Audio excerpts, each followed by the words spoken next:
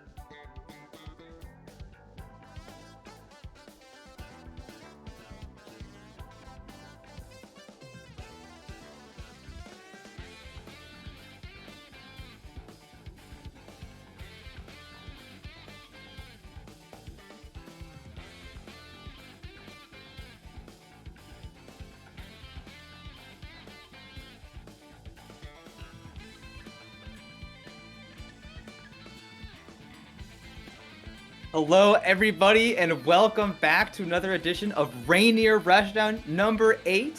And might I say, the biggest Rainier Rushdown we have had since restarted the series so far, with 15 people in rookie bracket.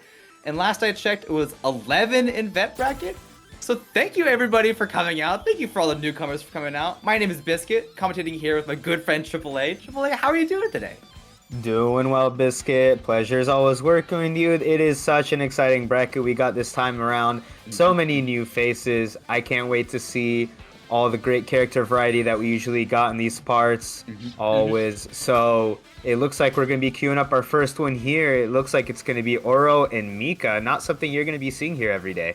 Not every day. Some exciting characters. Oro, always electric. Mika, always so risky. So much fun to watch. Thank you, everybody, for coming out again. If you're unfamiliar with this series, if you've never been here before, this is a Street Fighter tournament we do every 2 weeks. Then we split into a rookie bracket and a veterans bracket. The rookie bracket is typically platinum and below, super ultra platinum below, and veterans bracket is diamond and above. So a little bit of separation to let people find games with their own skill gap, practice up, and for everyone to kind of get ready for Street Fighter 6 and hopefully play our best, get a head start on just meeting each other, getting a community, learning how to play the game, playing the game at a higher level, and that's what we're here for. Yeah, absolutely. I mean, these tournaments are so much more important than people realize. You know, having that space where, like, you know, typically when you're not as strong as a player, if you go into like a normal tournament with everybody in the bracket, you're going to be put as like a lower seed and then just immediately get stomped by the top seed, Grandmaster, Warlord, whatever dude. And you're going to feel bad right away swimming through that loser's bracket. And, you know, this is kind of a little bit of a, you know, a little bit of a safer space. You know, you're here to make mistakes. You're here to learn. You're here to get this character matchup experience that you probably have been looking for. And overall, you know, something that we work on to this day, no matter how long you've been in tournaments for, working on those nerves. It is really, really hard to keep those nerves in check, no matter how long you've been playing for. And it's something that is vital to competing here in the tournament setting. It never goes away, right? You only get bigger and bigger matches. You only get tougher matches, and the feeling stays the same. Oh yeah, dude, absolutely. Like every single time before a match starts, it doesn't matter who it is. Like I'll just have this sinking feeling in my stomach. Like my head will be clear, but it's like there, and I'm like, why do I feel this? Right? Like I'm fine. I know this matchup. I know what I'm supposed to be doing, but I still have this sinking feeling, and I can't get rid of it. But you know, the longer you play, it never fully goes away, but I will tell you it does get better the more and more that you practice, and hopefully you could play your best when the time comes. Yep, agreed, absolutely agreed. And with that, let's get into our first match. I believe you already said it. We got SullyBoi versus FOXPLYX. Yeah, two fresh new faces here. I don't think either of them has entered our brackets over here before, but it's not a matchup that you're going to see here every day. I'm kind of curious you know, who this matchup favors. I want to say possibly Oro, just because he probably has a little bit more control of the neutral. And I want to say his reward on beating something like Mika dropkick is probably pretty high with the stand medium punch, although I don't know how reliable that is as an answer. But we are going to be getting into it here and find out. Yep. I play Mika, full disclosure, L. But I've always seen it like anyone that is good at setting up the zoning and setting up like when they get a second to breathe, they can put something on the screen that lasts longer than typical fireball. Things get good for them, right? It's harder for Mika to bust through those projectiles as easily as other characters. She doesn't have like a guaranteed go-to that is like not risky or easy to use.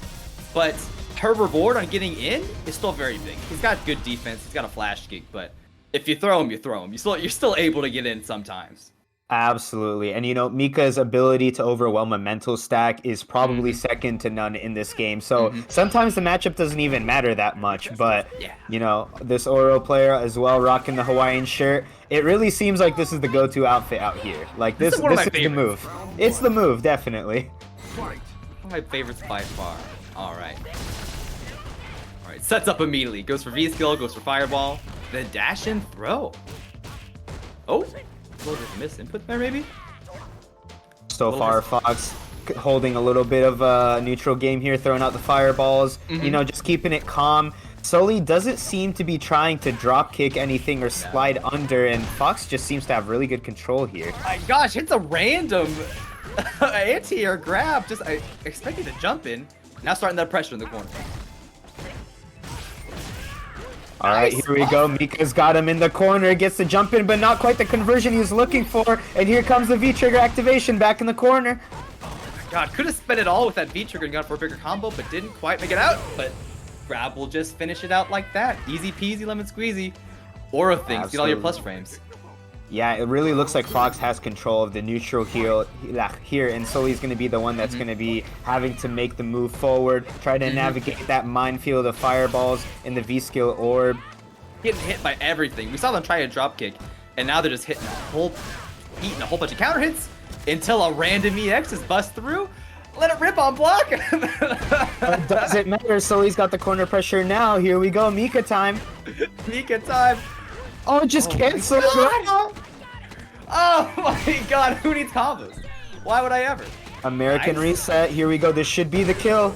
Yes, nice. Gets the optimal V-skill charge in there too. What a Chad. Easy peasy.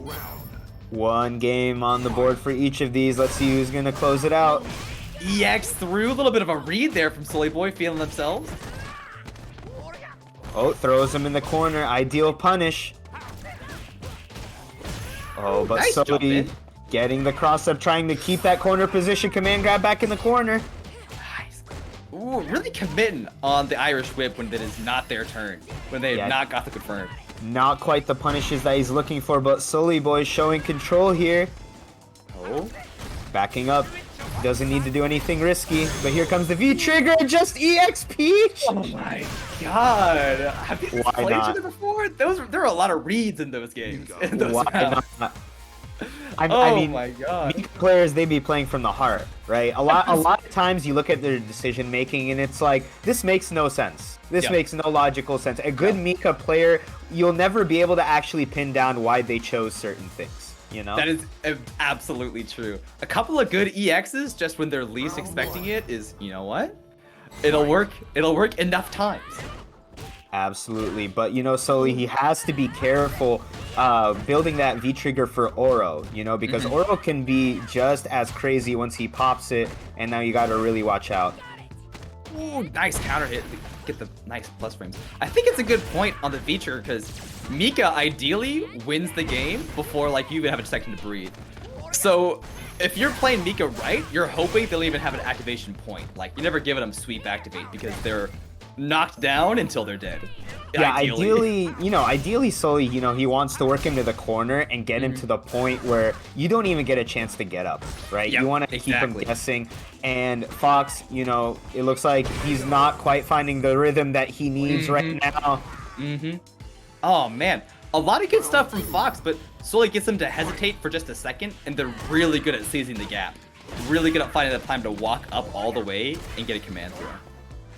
Oh, just flips out of the corner. Great decision by Sully. interactions, hitbox interactions. All right, but Fox now with the corner position sweeps him. Nice low. Oh, Maintaining the corner position quite well here. oh.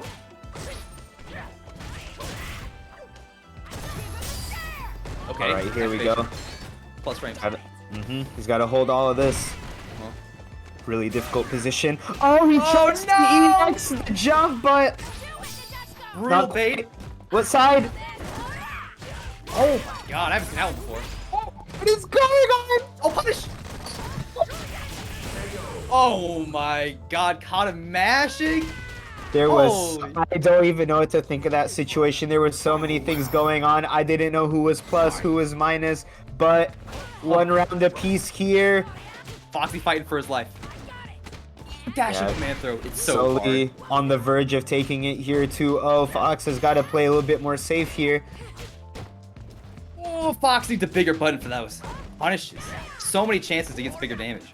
Right back throws him into the corner, but Sully refusing to stay in there. EX Peach out. Oh no, caught him tagging. No confirm, nothing. Oh, good DP on the neutral jump, and EX Peach again. Alright, jump over. Oh. Oh no. Just overwhelmed with all the options. A simple belly flap will close it out. Just like we were talking about previously, the mental stack, especially coming from Mika, she just has so many different options on offense. You know, the moment she jumps forward, you're already in a guess. When she's walking back and forth, you're in a guess. When she's up close to you, you're in a guess of some sort. There's risk reward, of course, tied to each of these things, and some options are better than the other, but it's just so hard to stop her 100% of the time. Absolutely. There's just so much going on, you know, and especially if you are forced to block that jump light kick, there is a throw bait, there is a command throw, there is just a good light confirm, there is stand medium punch, which could on hit lead to a lot of bad news for you if you're not already in the corner already. Absolutely. So much stuff. And it's not even counting the fake options, right? You can just do like 2 jabs and just dash forward. Like, are you ready for the dash check? Are you ready for him to jump over and cross up? He was doing it so often in the corner and he just wasn't ready for it. That's true. Sully was doing a really good job at recognizing, okay, they're hesitating. This is a moment where I have jab, jab, dash forward, and I can get my money out. I can cash out a little bit here. Yeah, honestly, like, the best advice I can generally give for Mika is never try to cover everything. Just submit and be like, I will get hit by 1 or 2 options. That is okay, but I will guarantee stop these other ones, right? So if I want to look at the mid-range and be like, I'm going to stop dropkick and I'm going to stop dash, then it's okay if Mika jumps at me and tries to either do splash or a normal jump in. It's okay. I surrender to that. Worst case, I'm going to block. Right? It's mental stack management at the end of the day, and just, you know, what your character is capable of. Some people can cover multiple options better, but it just depends on the matchup from there. And I think it makes a lot of sense, because like you gotta base it off of what that person's doing already, right? Like, oh, they're leading this way, I'll cover these options as best as I can. Absolutely. And it looks like we're gonna move on here to a rather difficult matchup, if I'm not mistaken. It's going to be a Balrog and a Geef. Ooh. I believe Geef wins this pretty hard, if I'm not wrong, because, you know, Geef, you know, he can't really dash punch against Geef. Yeah, you know, he flex through it. His jab will probably punish at most distances, not to mention the threat of command grab. Balrog wants to be up close, which is more favorable for Geef overall. And Balrog's keep away tools aren't necessarily the best, right? His reward on kind of like poking you away, chipping you away, are not exactly the best, and just Geef overall gives him a hard time. Yeah. Balrog's got really good ways to like stop you from walking forward with the threat of a dash punch, but they're not really zoning. They're really just like, check your walk speed, make sure you're pushing up my speed, but you can't really keep someone out as Balrog. Yeah, and not to mention flex, right? Like if he catches your dash punch with flex, that's a free SPD, right? Overall, very difficult, but you know, these matchups are difficult. That's why we're out here, though. We're here to learn every 2 weeks here at Rainier Rushdown. Come on out. The bracket is free to enter. Come study up those matchups. Maybe you want to counter pick. right? Yeah. I wouldn't stay with this. I'd pick Falk. Nudge, nudge, wink, wink. Nudge, nudge, wink, wink. I'd pick a character that has no motion input. Simple, easy. I love this game. Good game. Why are you trying harder than you should? But here we go, Alto versus Goris. Let's get it going. Okay. Alto, doing typical battle things. Nice anti-air. Okay. Yeah, you do not see that often from Balrog players, actually anti-airing with the whatever that move is called. Like, it helps you cover that 45-degree angle, kind of. Yeah. It's really good at it too. That's one of his best traits, I think. Because they're always trying to neutral jump, dash punch. Yeah, Alto, despite all this talk of a bad matchup, seems to have quite a strong understanding of it. But Goris with the SPD. Goris gets his one opening. Time to guess, but he gets back to full screen. All right, Alto just staying patient, pestering with those big, heavy buttons. He wants Goris to commit to something. Oh, that's minus. Oh, he could have gotten an SPD. Yeah. That was -6 there, but this is -2. He doesn't know the activation's -2. Oh no. That was a nerf. It used to be plus. It's really obnoxious. Yep. Okay. Also Goris is looking for... Walk forward! Okay! Oh, Goris is really looking for that knee, whipped knee to command grab. You can see it in his eyes. Oh. Man. Alto showing a really strong understanding of this matchup and the patience to back it up here. Taking the first round here against Goris. Oh, sped up. Alright, Goris with the jump. Oh, that is unfortunate. Now Alto here going back to mid-screen. Whoa. Oh, man. I remember at one point in time when this matchup was actually even, if not even possibly in Balrog's favor because of that V-Skill 2. Thank God it got brought back down. Yeah, V-Skill 2 very, very strong. Now, taking a big risk to charge it? Just a little too far. Don't know how ideal of a punch that was, but it's something. Yep. Gets it back full screen. Oh, there so you much go. damage. Good follow-up V-trigger. Oh, now you gotta be careful, Goris. Oh, man. Honestly, I don't even know what to say. I mean, I feel like Goris should maybe try throwing out a few more flexes randomly neutral. Kind of try to get a little bit of a catch on the rhythm, I would say. You mix a little bit of the slow walk forward with the rhythm. You want to present it as an option. Right? Yeah. I mean, once you present that as an option, it stops them from using it as much. You can get away with other things. But no. We'll see what his adaptation is here. Yeah. Oh no, they're listening. He's listening, man. but Alto's just really ready. It seems like he has the notes. Yes.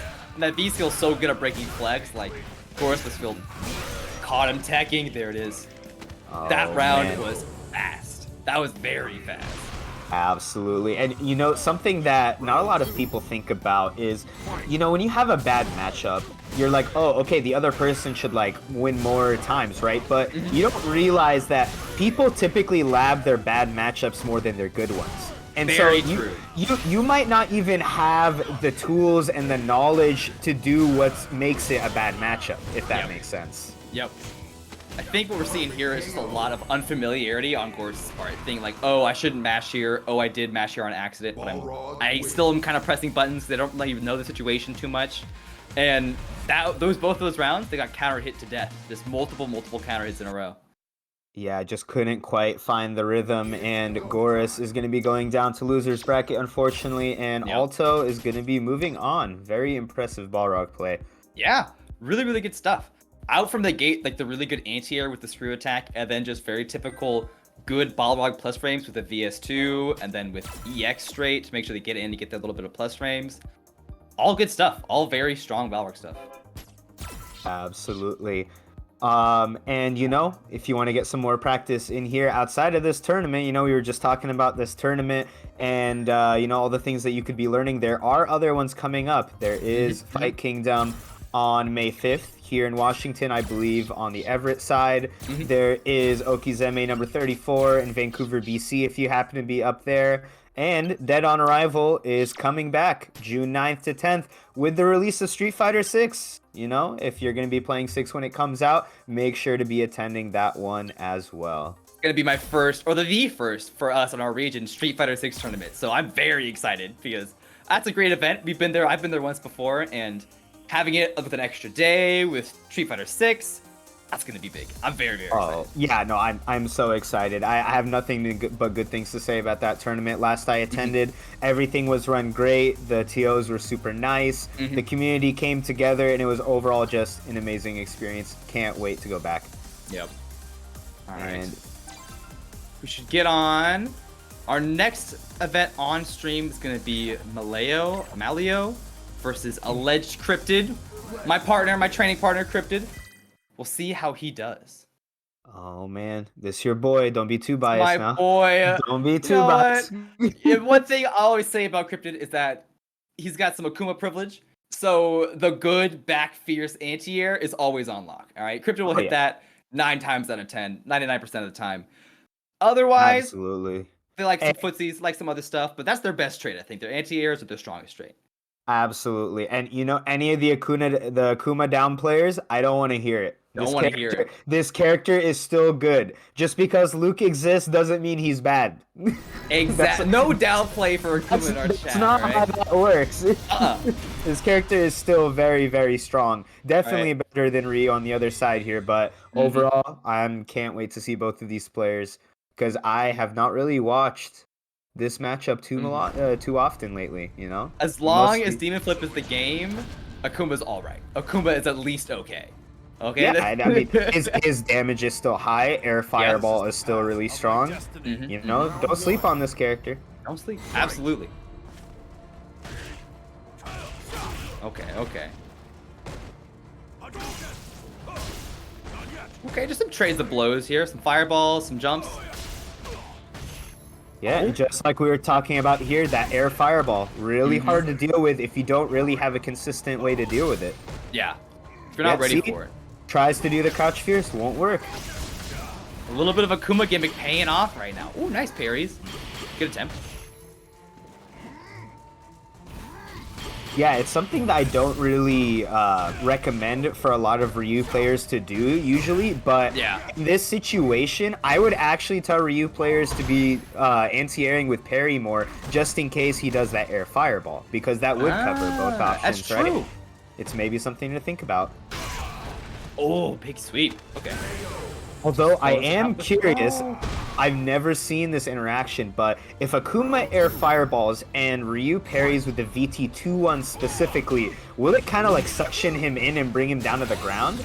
I think it does. I've seen that happen with other characters. I think it's a certain range, but I'm not certain exactly. Hopefully I get to see that interaction, but so far, pretty sick. Cryptid here taking the first round, and so far showing a strong understanding of the matchup. Whoa! Is that a punch? That punish, yeah. Oh, that was let's go. Sick! Oh my god. He must have heard me. He said, you know what, I gotta parry anti-air those fireballs. It's a great option. Yeah. And Maleo here showing great understanding of the matchup, but here comes Akuma with the V-trigger. Oh my god, that is so much damage. Oh man, I was just about to say he could have killed with the combo, but doesn't quite need to do the optimal. Still secures the round. One round for both of these players. Yep. You see Malev just like waiting a second longer when he sees the jump ins happening, being like, okay, I'm just gonna look for it. I'm not gonna anti-air right away and see whether it's an air fireball. Oh, that sequence was crazy. Got super lucky with that EX bust out so they didn't get stunned. There's that back fierce that you were talking about before. Such great reward and such a fast anti-air. Trading some swings right now. Holy. All right, sweep activate. Ooh. Oh, Saw him with the... wrong timing on the parry, but it's okay. Maleo still got the life lead, but here comes Cryptid with the super. Not quite, I don't think. No, barely built enough meter for it. Looking for the EX reversal. He's got to be careful here because of the V-trigger from Ryu. One wrong guess. Oh! There it is, what we were talking about several times before. Anytime Akuma jumps, it's a guess. Yep. You need a consistent option. So, like, for example, when I play this matchup with Falk, right? The moment I have bar, typically I spend it to like make my combos hit harder, right? Or maybe like I'll get like an extension, but I actually save my bar for EXDP a lot more because that will go clean through Akuma's air fireball. And I think Ryu probably could do the same thing. Not quite sure, but it's just an idea to think about. I think EX would be better. I think at the end of the EX, there's still some vulnerability where they might get clipped by the fireball, but I think you'd be much more consistent as an anti-air. I'm the same way with Mika, because she has EX anti-air grab, which will go through projectiles and anything else. Same way, you gotta save it for that. Catches the big jump in. All the way to the corner. Now it's Akuma time. Catches the jump. Oh, just raw heavy DP. Red, is that you? Red, what's going on? Ooh. Is that the Smurf? Oh man, a little bit of a shimmy. Drops the combo, but picks it back up. Closes out the round. 1-0 for this game for Growth. Set point. Oh man, Maleo's gonna have to be careful here. You can't make too many mistakes going forward. Yeah. Nice. Gotta stay clean. He's got to have a consistent option against that air fireball, but it's not quite working out so far in the corner. Just getting caught by the mixing of options from Growth from a throw bait to a regular throw. Wake up back though. Just heavy Tatsu. Wake up, okay. Uh-oh. Plus range. My guess, it might have been Demon Flip. It might have been input air. Not quite sure, but probably. Anti-air is consistent. Oh, that's unsafe. Did throw? Something came out? Question mark, but it's okay. Growth finishes it up with this another hit afterwards. 2-0. Growth goes up. Very good stuff. Yeah, solid play from both of these players. Maleo not quite finding the answers that he needed to that air fireball and some of the other tools he had, but I can definitely see the ideas there. He was cooking in his brain. He was cooking something up. You know, he was solving that problem slowly, but maybe it'll come together next time. You'll put the puzzle pieces together. Absolutely. And who can say like they haven't been, mixed by Akuma Demon Flip once before, or they haven't teched and gotten caught by a crouching heavy punch before? Like that's Akuma things. That'll happen to the best of us. You just gotta make sure you rotate your defensive options a little bit better next time. Look forward to it a little bit next time. And honestly, very good stuff overall. Absolutely fantastic play from both of these players, and it looks like our next match here is gonna be, I'm not sure. Oh, Zero Sky. Okay, we're gonna be Alto. Yeah, so it looks like we're handling the winner side of the bracket first. We're seeing Alto again with that fantastic Balrog, and Zero Sky here, the returning player playing Kage, one of the few. Yeah. Okay. Zero Sky put in a lot of work lately. I think they're doing a little bit of their own tournament organizing. Doing a lot of grinding. I'm excited to see what they're doing right now. I'm excited to see this Kage. Yeah, absolutely. This is not a matchup you're going to see every day. And last time I remember watching them, they were pretty solid. It was a joy watching both of them. I'm not sure how this one goes. It's not one that you see every day, but I guess we're going to find out together. I want to say Balrog might have the slight edge, just because I don't really see a consistent option from Kage that could deal with dash straight well. But we will see. I see that. I think Balrog's just so solid neutral-wise that Kage doesn't really have the same strength out there. And then on knockdown, I would rate them like pretty much equal overall. Yeah, absolutely. Both of these characters, similar tools on defense as well. They both got a 3-frame. They both got really good walk speed, ways to kind of like walk and get out of each other's pressure, and also challenge at certain situations. Balrog, not the best at dealing with 3 frames. He actually has a lot of gaps that are 4 or bigger. So if Zero can actually take advantage of that, that could be key to the matchup here. Interesting. All right, Balrog starting off the way he knows best. Ooh, mash target combo, dash punch. Balrog things. A little bit of jump in. All right, there's that dash punch. Alto taking the corner position here with the early lead.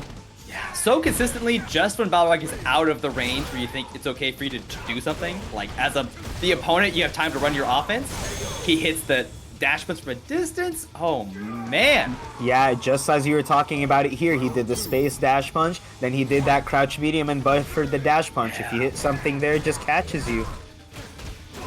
Oh, just mashed out! Let's go. Okay, Alto just knowing. I was just about to say, like, Alto didn't interrupt the heavy stomp, but then he challenges after blocking. That's the big break. Okay, Zero Sky doing much better this round. More damage for himself. Okay. Zero Sky trying to find a way in, but not quite threading the needle quite yet. Alto manning the neutral so far with the dash punch. And here comes the V-trigger activation. Keep it a little bit tighter this time. Nice crossover. No challenge again. Goes for there the you EX. go. Little too soon on the meaty. Oh, just wakes up with the jump. Okay. Oh, the reset. Yes. Alto taking the first game here. Oh man. So two things to note of immediately from like those last few seconds in the match. One, Alto has not been stopping heavy stomp, and Zero seems to have realized that and is liberally using that. And I feel like now he needs to start throwing him with those plus frames at advantage. Oh, he brought out the arms. Bonus hands. And, bonus hands. Yeah, absolutely. And then the second thing I was gonna note is that Zero was not ready for the overhead activation. No, you know, that's something that's so dangerous from Balrog. You know, not a lot of people can activate from an overhead in this game, right? But you have to be ready for it. You have to be expecting it. I also see Zero Sky missing a good amount of punishes. Certain situations they're -4 or -6, like on the dash sweep or a dash punch. But they could be getting a little bit more damage out. At least some jab checks to see. Yeah. Empty jump command throw. Oh man, it does so much damage, so much stun. Not a V-trigger you see often, but it seems to be the move here for Alto. Sitting here on match point. Oh, going for a little bit of randomness there. Meaty screw? Yeah, meaty screw. Hey, maybe there's some meaty setup, I don't know, who knows? What's the sauce? What's he cooking? Oh no, plus frame bonanza. That's a little bit of a punish. See your jabs in.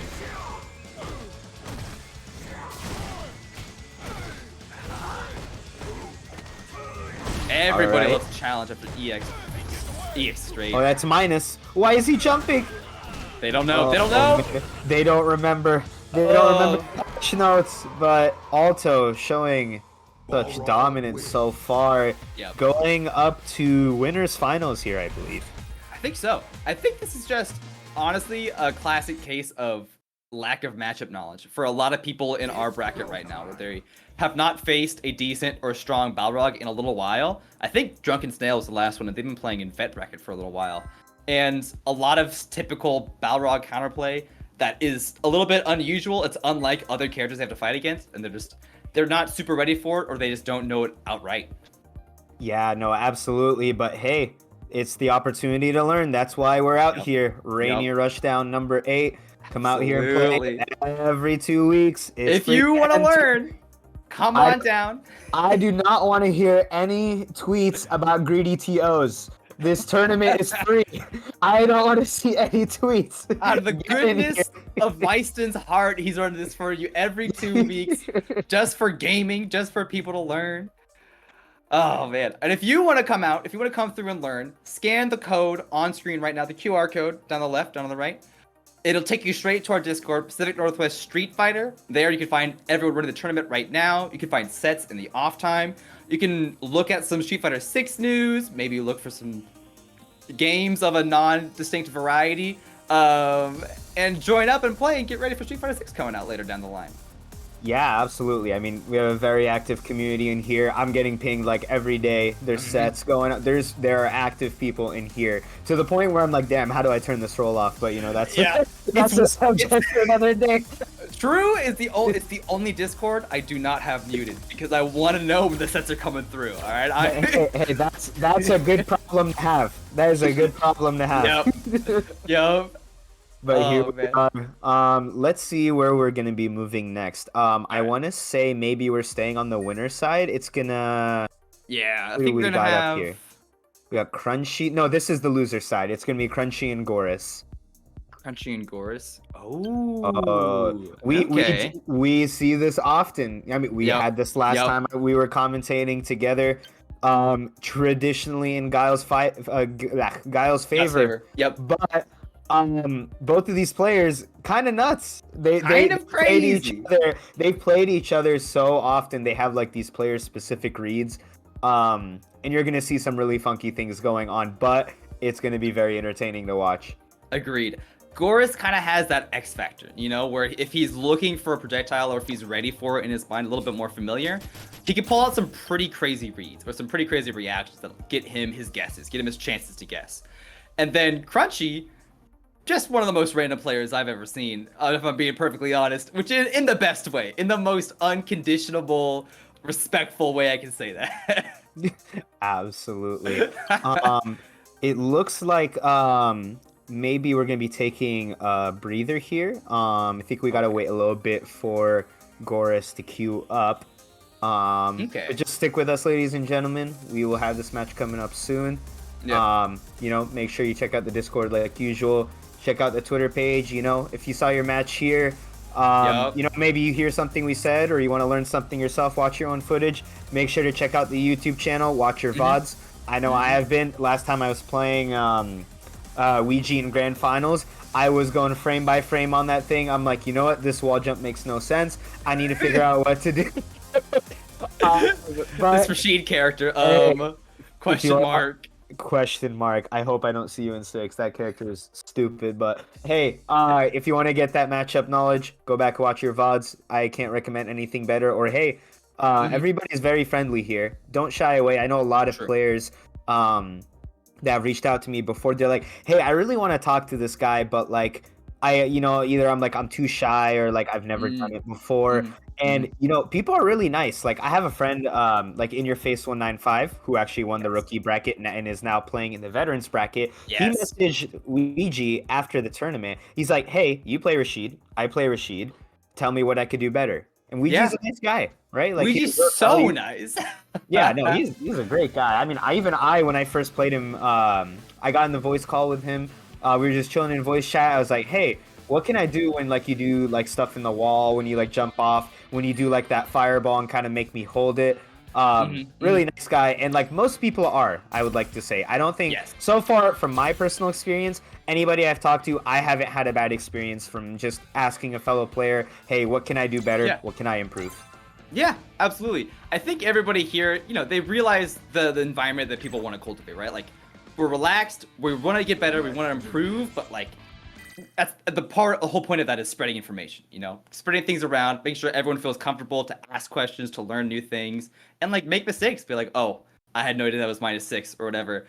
And so I've been not punishing it for our whole set, and then after the set they come through and like, you know, that's a punish. Like you could punish that. Absolutely. Oh man, it's always so funny reading general after a match because you see people like finally getting a chance to breathe and just vent about what happened. It's like, oh my god, I can't believe I dropped that combo. I can't believe that interaction happened, or like I don't know how to deal with this. It's always great, but here we go. We're going back into Crunchy and Goris, starting with the dash up throw.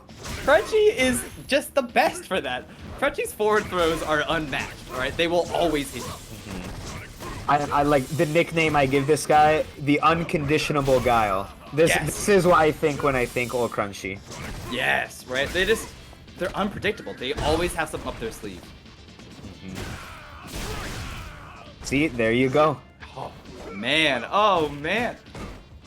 Ooh, Crunchy holding him down quite well. Goris not quite finding the footing that he needs quite yet. No. Round 2. So far, Crunchy up 1-0. Really commanding round. A little bit of a lariat trickiness with the lands. Crunchy also one of the few that you'll see actually use Guile's crouch walk.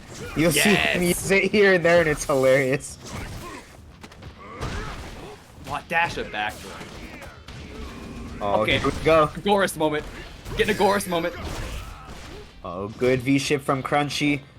Covers a lot of Geef's options. Good just confidence. Uses to back up. Yeah. Goris with a little bit of a, or almost even life now. Never mind. Oh, just whiff sweep! I knew it. I knew that shit was coming. Oh man, Goris is gonna have a really hard time getting in here. There it is. All right, EX. Guess one more guess. Oh, he does it! Goris with the Light SPD! Oh, Damn. no. Goris. He had the right idea on his so wake up. close. Yeah, so the idea was perfect there, right? He did, Crunchy did the V shift, and he did the meaty grab, and you could get the light SPD to punish in that situation. It's a common strat that you want to do. You want to lab it with your character. Oki situations where you can get a meaty grab because it allows you to option select and catch that V shift. Yeah.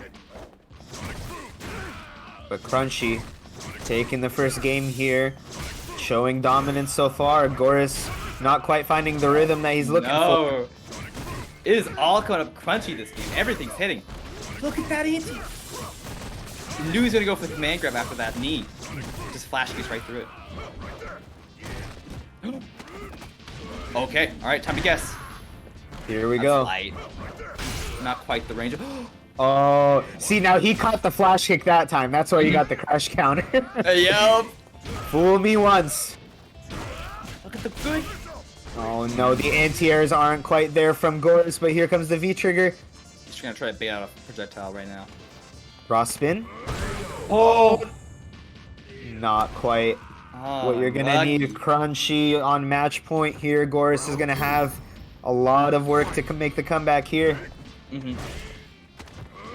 Oh, two hit. Hit a little too deep. No, command grabbing at all the wrong times. Trying to get back in. Projectiles are really evenly spaced.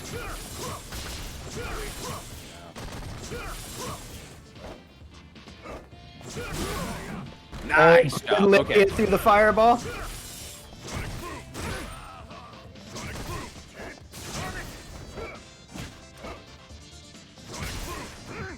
Goris being really patient.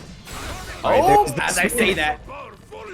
Oh Yes. my god. All right, this is his time. Even in life, he's got V-trigger. All right. One more spin. He's got the resources to make it back in. Oh, he can spin right there. Right there. That's there we it. go. Not quite.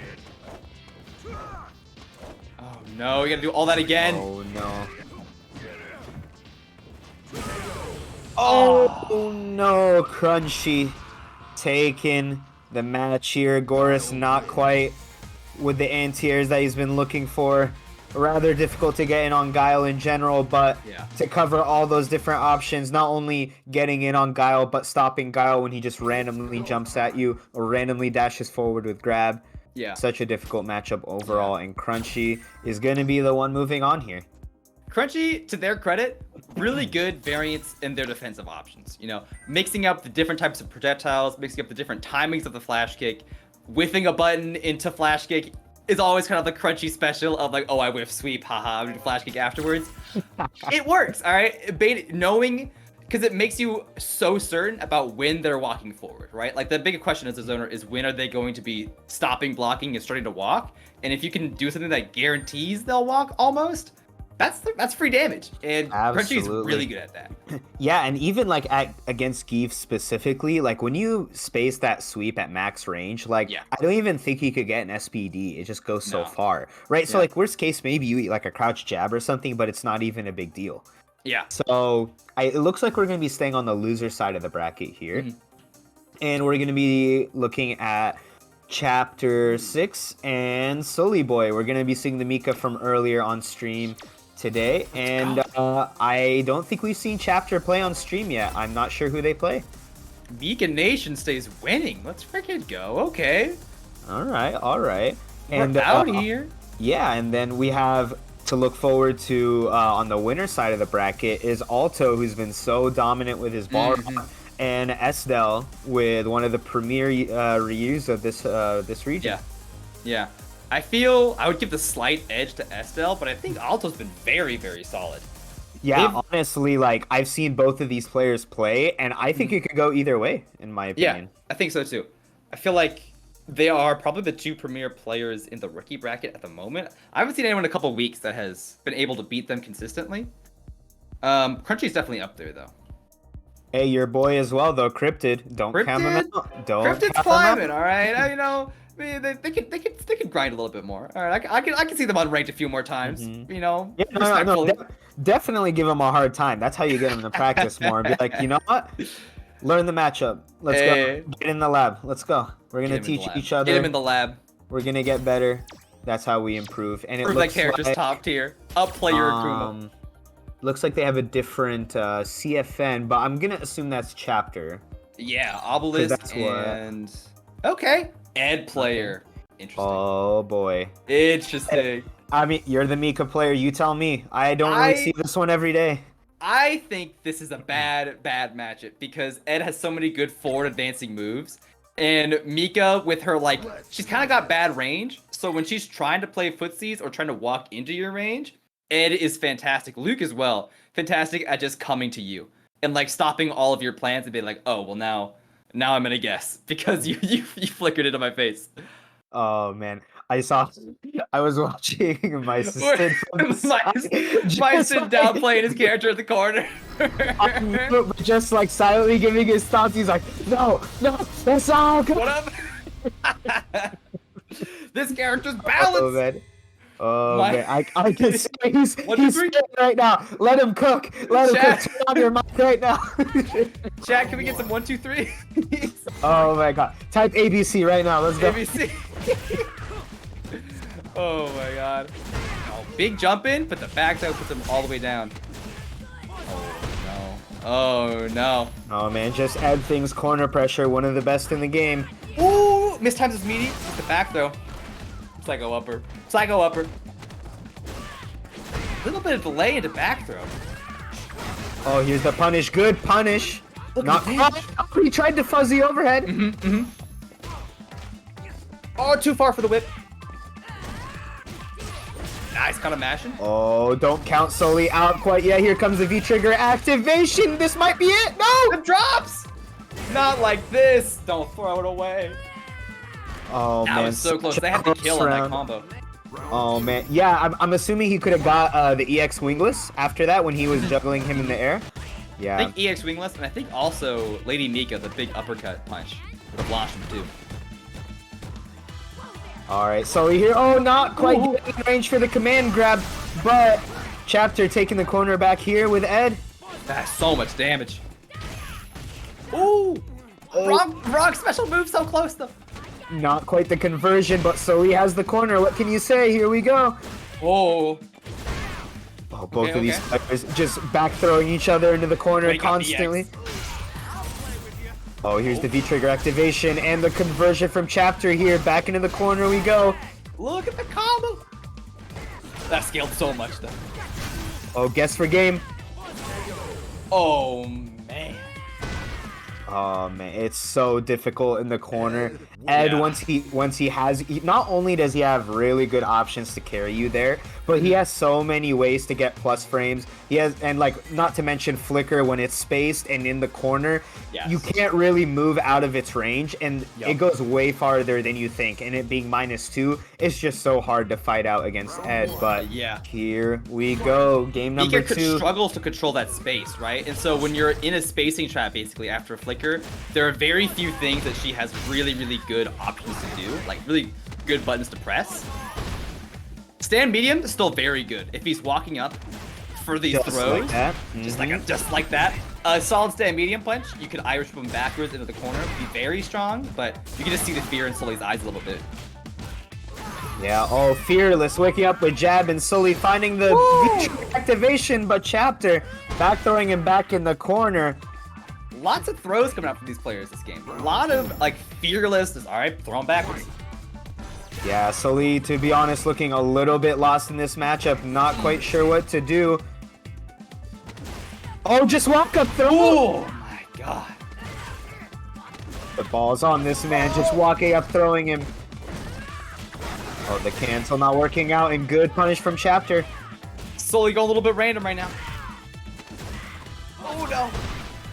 He's caught him sleeping with that walk-up throw so many times. That finally now he does the crouch medium kick instead, gets the hit, and the match going to Chapter, moving on ahead. Unfortunately, the Mika gang dies in this bracket for tonight. You know, Mika Nation will return stronger than ever, and I have no doubt that Sully is one of Mika's strongest warriors. All right, we will see them again. If I could say anything off the bat, is just make sure you have your knockdowns optimized, or you have a strong game plan or knowledge of like what the frame data is on your knockdowns. There are a lot of times when Sully had like a classic, you know, tombstone +2 on dash, and this did like a forward jump or did something else, and maybe they were reads. But I think if they just took a second to check those again and do a little bit of research and look at, all right, what is optimal and what is maybe fake in a read, and then go from there, try to look for, you know, what's your real stuff. Yeah, gameplay. Sometimes their options on defense scare you so much that you end up doing a really unoptimized option, trying to cover multiple, but catching none of them at the end of the day, because you're trying so hard to do it in a safe manner. When if you just kept it simple, you know, it might have just been better for you at the end of the day. Yeah, agreed. Big agree. And the other thing is, Chapter got away with a lot of walk forwards, and Mika doesn't have great space control buttons, but she does have stand medium punch, crouching light kick, really good buttons to just keep them away and keep them solid. And Sully did love to use crouching medium kick, which is also not bad. That's a really good buffer. Oh yeah, that buff was insane. I remember when I saw that, I was like, Mika can whiff punish. She can play mid-range. That's crazy, right? She has a footsies tool, OMG. Oh man, but here we go to the match that we were talking about earlier here. Estelle and Alto, two of probably the best players that we've seen in this rookie bracket so far. Rather interesting matchup. So, you know, Balrog has great options against projectiles with his V skill and you know, turn punch, but at the same time, he has to be very careful with his dash punch spacing, because Ryu has a fantastic stand light kick. He could probably punish dash punch at most ranges if it is not spaced properly. So it's really going to be a battle of this mid-range to see how well both of these people can space out each other and what options they're going to be picking going forward. I think it also needs to be said that Alto was playing a lot of people earlier in the bracket where he didn't really know, those characters probably didn't know the matchup, those players didn't. And Estelle, I would assume, knows a little bit more, or is a little bit more prepared for Balrog's options. So we might have to see some adaptation from Alto, or we might need to see just like a bit different style of play. Absolutely great punish on that overhead with the target combo. Yeah, see, just as we were talking about, Ryu does have a fireball, but Balrog with a fantastic anti-fireball option, and now having Estelle in the corner. Ooh, that's punish. Oh man, here we go, Alto with the first game. Oh my god, Alto kind of running the game again. 70 seconds on the clock. Easy breezy. Round start dash punch. That's a Balrog player. Absolutely. Yeah, he's one of those characters where, like, kind of like Gil, where you have to have an option where if they start the round with that, like typically I start with like a crouch medium kick right away. Same thought process against Gil.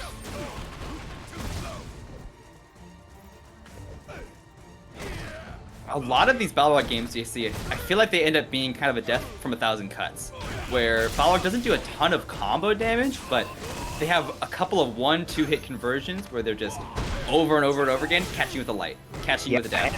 And it's just frustrating, right? When they keep doing this move that's spaced out perfectly and you can't punish, like, you get annoyed, right? You're like, I want to hit him, I want to do something. And that just slowly builds up, and you might just end up killing yourself at that point. And that's what seems to have happened here. Alto going up the first game against Estelle. Yeah, really good stuff from Alto. And I imagine what I feel like when it happens to me, or when I just keep mashing into the Balrog like I shouldn't be, makes me feel like I play the game for the first time again. And I don't know what frame data is, I don't know what being plus or minus is, or what mashing is. And I am mashing, and I'm getting counter hit, and I don't know why. And you play against a good Balrog player, they make you feel like that all the time, because you get counter hit by stand heavy kick, stand heavy punch from a like slightly distance, and you just get, where's that combo, the button coming from? And it's like, oh, I just am being conditioned and mashing in the wrong places. Yeah, and it looks like they went back to you know, the lobby for a little bit. I'm not sure if we're gonna see a character switch, or maybe Estelle is just taking a breather. I have never seen him play a different character personally, so I want to say he's probably just gonna stay Ryu. Yeah. But you know, Alto has just been playing really, really on point. You know, I talked about all these things at the beginning with like the dash punch and like the stand light kick and kind of the mind game that's going on with those two. Alto has been spacing them perfectly. I don't think he's gotten one stand light kick punish so far. So it's looking kind of difficult for Estelle right now. Yeah. Alto just showing themselves to be very, very strong. Nice DP through the minus for the plus rings. Okay, get a little ambitious there. All these people have been coached by Red, I swear. What are these wake up flat DPs? What are you telling these people? He's a poison on all of the scene. He's making horrible habits for everybody, but they just might work. Oh, trying to be tricky with it. Alright, minus. Oh, that's not a punish if that's what you thought. Okay, lots of jump overs. Getting good spacing on the jump ins. Ooh. No. Punishable. Yeah, what was that? A little bit of matchup and experience is showing. Nice. Estelle in the corner trying to fight his way out. One touch from either. Ooh. Just my god. Okay, Estelle. Barely inching it out. Estelle staying alive here, taking the first round in the second game. Oh, Estelle, like the patience for both players at the very end of that was incredible. A lot of hesitation, but good hesitation. Oh, nice fantastic anti-air. Oh man, Alto with the corner position, good parry on the jump in. Estelle, V-trigger activation, fighting his way back to the mid-screen. That delay was insane. See how long they waited before they stand medium punch? Oh man, Estelle showing signs of life here. Don't count him out quite yet. Oh man. Okay. Oh, Alto fighting back. Oh, he's trying to jump back and catch that dash punch, but Estelle knows. Oh, spacing! Oh my. He's got the life lead.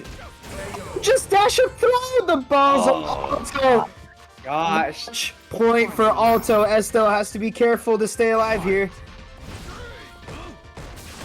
I think we might be we're doing best of 3, right? This is the second game. It's best of 3? Oh, my mistake then. Estelle, you good. Chill. Composure. Take your time. Figure it out. You got this.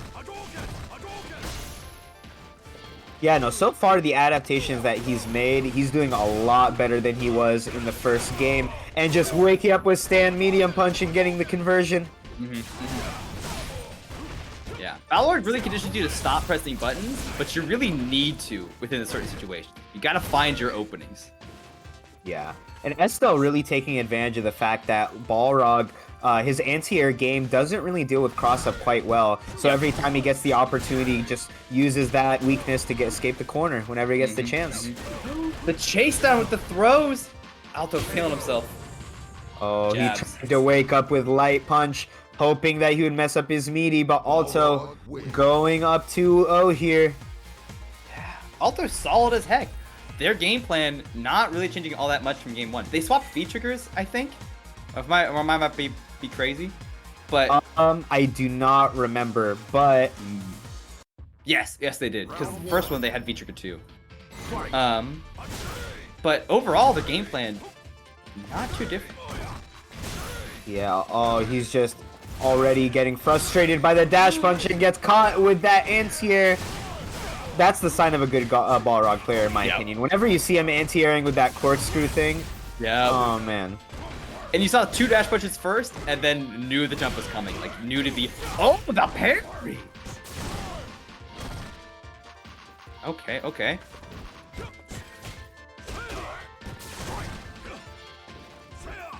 Still really good pressure, getting some money out of that, even if it's not a full confirm. But... No, that's gonna be the round. Speaking of full confirm. Oh man, it's gonna be such a difficult comeback here for Estelle.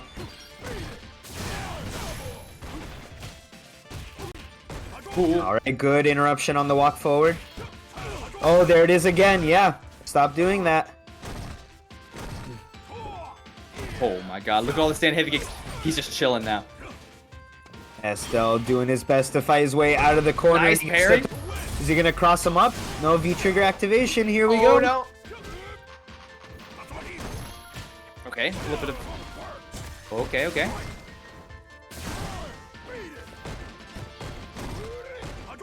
Oh, no punish. Come on. So close right now. No anti-air. Oh, here we go. Big Estelle damage. getting the conversion. He's got the life lead now, and he's got the corner. Blocks. Oh, on the overhead, but Caught him mashing. That's gonna carry him all the way to the corner. Oh man, Alto showing really strong dominance and matchup knowledge here. Moving on to grand finals, and Estelle is gonna have to move his way through losers bracket if he's gonna want that run back. Oh man, really good stuff from Alto, running all the way through. 2-0, 2-0, 2-0, 3-0. Alto has not lost a game. Oh really? Oh my god. I did not even notice that. That is crazy. Man, this guy should probably be in veterans next week. That's what I'm saying. If you're winning rookie bracket this hard, you should probably grind some rank just a little bit. Maybe just like see if you could catch diamond in like a weekend, you know, just a little bit. Like I've lost to Estelle multiple times and I'm diamond, whatever that means. You know what I mean? You never know. It could really just be, oh, I know all these matchups. I look way better than I actually am. Who knows? That's true. But hey, we're gonna be moving on here with your boy and with Chapter this time around.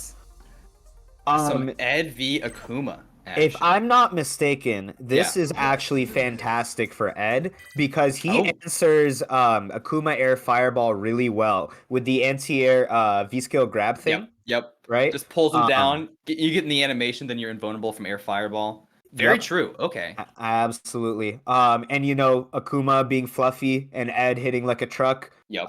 You know, both of them having fantastic comeback V triggers, but I want to say that Ed probably has a slight advantage going into this.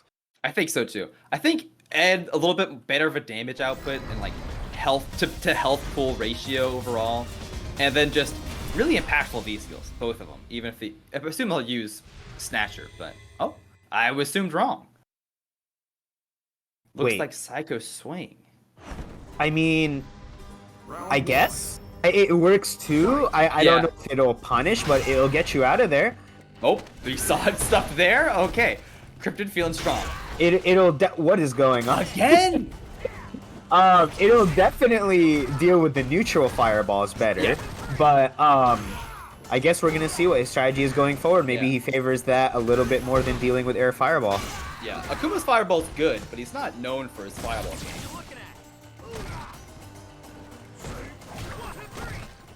Okay, 1, 2, 3. Big cross up. Oh, going for bonus. Going for some sort of reset. Oh, reads the XDP. How big of a punish can you get? Oh, doesn't connect with the last hit. Catches the anti-air. Don't jump! Mice is shaking his head. Does not approve of that. Oh, no. Oh, man. It's okay. It's alright. You'll get him next time. We're gonna move on. Is it best of 3? Yes. Oh, being misses. Confirmed. Back throwing each other into the corner. EXDP. Okay. -2. You gotta tech those. Oh, combo. Drops it.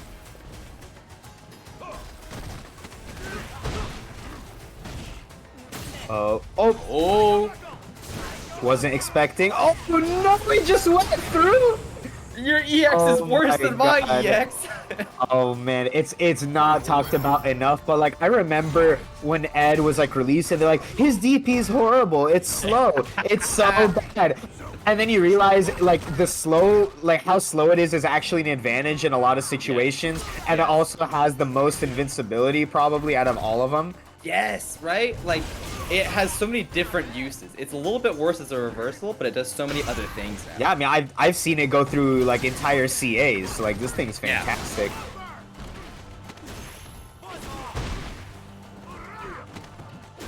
Oh, trading throws. Wake up. The butt. Big Alright, gets the dropping combos, no! Alright. Nice. Akuma got the V trigger, though. Yep. He has his options. Throw him? You got no EX, so you could have just jabbed there. Oh, man. So many jumps. Random. Good Getting punish, impatient. good punish. Oh man, it's something I really wanted to see there. I was looking for the V trigger activation. Yeah. I feel like he just really got impatient. He wanted the hit so bad. Yep. He was down by a lot of life. He wanted to make something happen, but Yeah. he's still got an opportunity here. It is 3 out of 5, Yep. if I'm not wrong. Correct. So, you know, you got time to adapt. You got time to make the adjustment. We'll see what happens. I think if just a few more of those combos got finished, we'd Growth be in a much better place. Like that combo I saw drop at least twice in the first game. So a couple more of those and you'd be fine. Absolutely. But Chapter fighting his way out of the corner. Oh man, both of these dudes just see another small drop. Yeah, I would say both of these characters, you know, typically they wouldn't be able to handle cross-ups quite well, but they just keep back for each other, jumping over each other. So many throws. So normally, you know, Akuma has crosscut DP, right? But Growth has been anti-airing with back fierce, which cannot catch cross-ups typically. Yeah, not as good. That would typically be the adjustment, but not quite working out right now. Chapter taking the lead once again for this game. All right, fireballs.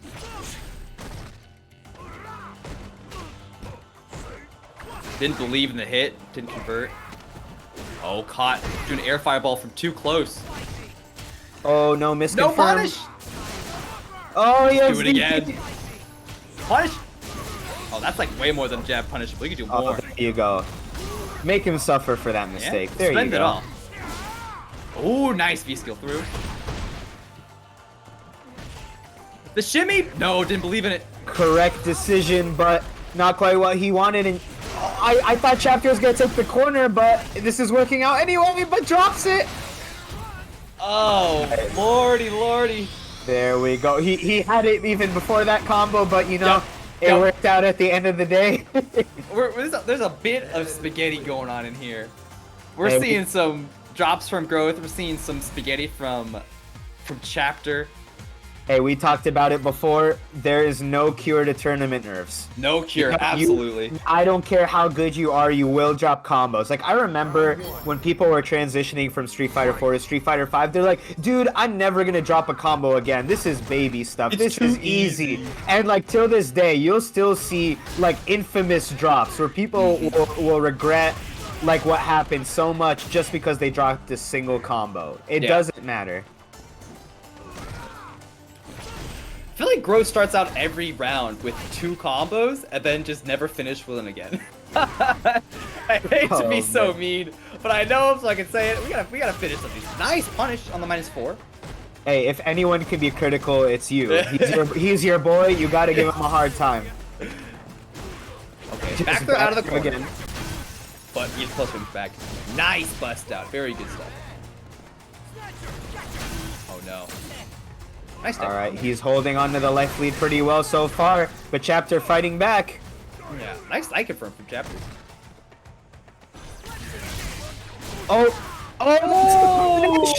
Good reaction from Growth. We got some 6 shit in there still. Okay. Okay. I see the matchup knowledge. I see you. Oh man. Oh, big jump. No, didn't believe in it.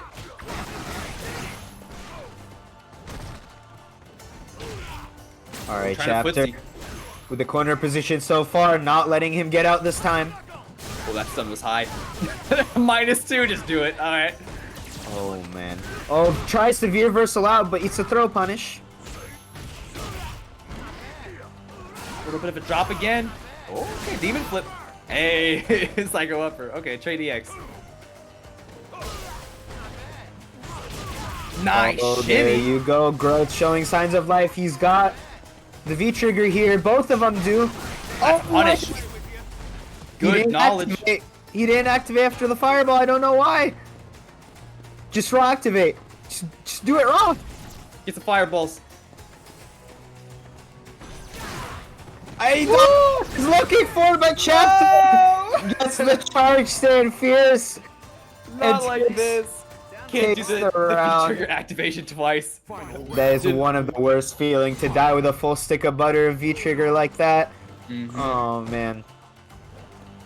Yeah, sometimes people are just so set in their habits. It's like I always activate V-trigger this way. I always have to look for this. And if you're too set on that method, you become really predictable, right? So like when I play Laura, for example, a lot of people, the moment they see me get V-trigger, they're gonna stand right outside that forward heavy punch range because they know I want that activation, right? Having just one or two routes or like plans that you like can go between is so much stronger than just having a set idea. Oh no. Absolutely. Chapter though. Oh, your boy fighting back. Alright, V-trigger. There we go. Activates this time. Wake up back. Oh. I feel like he was trying to shimmy on wake up there, but he was just range and got back thrown. He was looking for the DP. I think you're exactly right. I think you're exactly right. Yeah. Good stuff from both players. We saw adaptations on both sides, right? We saw Growth looking for a lot more shimmies. Their pressure, knockdown pressure, very strong in all those situations. Just a couple of drops and a couple of difficulties dealing with Ed pressure, especially stand or charge heavy punch, which, you know, is -2 when you block it, so it's not the worst thing in the world. Just exploring those options a little bit more, labbing those situations a bit more. I think Growth could pull that one out. But absolutely. No, I definitely think he has the tools. He has the capability to do so. I think if he gives, you know, a little bit more practice, he could definitely clutch it out next time. But going forward here, we are going to be seeing, once the bracket gets updated, I'm pretty sure it's going to be Estelle and Chapter. So it's going to be Ryu versus Ed. Ryu versus Ed. More Shoto versus Ed scenario going on. You kind of love to see it. It's just fun to see an Ed run all the way through losers. Absolutely. I know Mice is just grinning from ear to ear, seeing an Ed do well, seeing all the shenanigans. But you know, Estelle playing really well so far in this bracket. We'll see if he clutches it out this time. Chapter's got shooters at the chat, all right? Chapter's got the homies out. Thanks for coming through, everybody. Good to see Chapter's got some fans. Always good to see the homies come out and support. You know, that's kind of what I look forward to. You know, whenever I go to a tournament, like, yes, I definitely want to win for myself, and that's a great feeling. But I want to make my homies proud more than anything, right? You know, I want to come back, like, after I finish a match, I want to get a big hug. I want to go to Korean barbecue and celebrate, you know. That's what that GC is about, you know? Yeah, Korean barbecue is what we're all looking for. That's the plan. Okay. Estelle looking commanding already. Good pressure, good light confirms. Cool. Oh, back confirm. Still let it rock on block. Not quite the punish he wanted, but gets the back throw.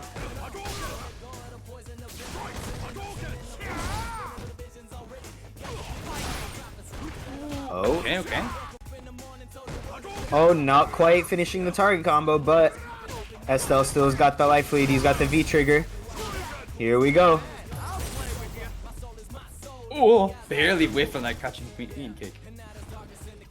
Oh, Chapter, he's got the V-trigger. He's got the resources to make the comeback.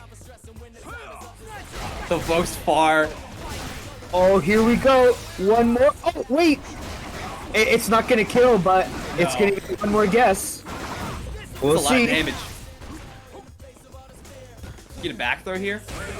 Oh my gosh. Not quite ready for that one. Estelle securing the first round here against Chapter. Estelle with the good confirms. Being so aggressive, a lot of jump-ins, a lot of dashes forward and backward. Dash forward again, it's a counter hit. Nice, mashes out, Chapter's back in the middle. Back doesn't quite get the punish on the DP. Estelle's spending some bar. Yeah, it's kind of strange, right? So, like, when Ed's DP is spaced like that, it's, like, super negative. but it's Yeah. one of those situations where, you know, you might not have that punish queued up because you don't see it too often. Yeah. You know, and maybe you try a light button like Estelle tried there, and you're not going to get the punish because it's not quite in range as you would think. But Estelle, regardless, taking the first round here, or the first game. Estelle looking Chapter. very strong right now. Yeah. Doing lots of aggressive jumps, lots of aggressive dashes. Dash forward again. Chapter looking a little bit overwhelmed, but not without their own strategy.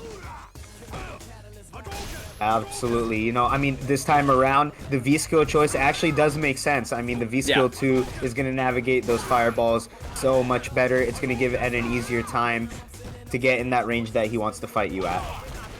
Yeah, Estelle doing such a good job of swapping between aggression and defense, too. Doing some classic Shoto stuff of, I'm jumping in, I'm being crazy, and I'm going to throw 3-4 fireballs and then switch back. I guess the V-trigger activation, but not quite what he was looking for. Estelle maintaining the life lead, just backing up. He doesn't need to make anything happen, but misses the parry on the Charge Fierce. But Chapter drops his combo! And now it's Estelle's turn again. Drops another one. Plus frames. Oh, gets the back throw. Oh, man. Oh, he... Nice tag! He's not stopping any of the dashes, but Chapter fighting back! Oh, smash on Wake Up like a champ. Has the combo ready. So close. So close.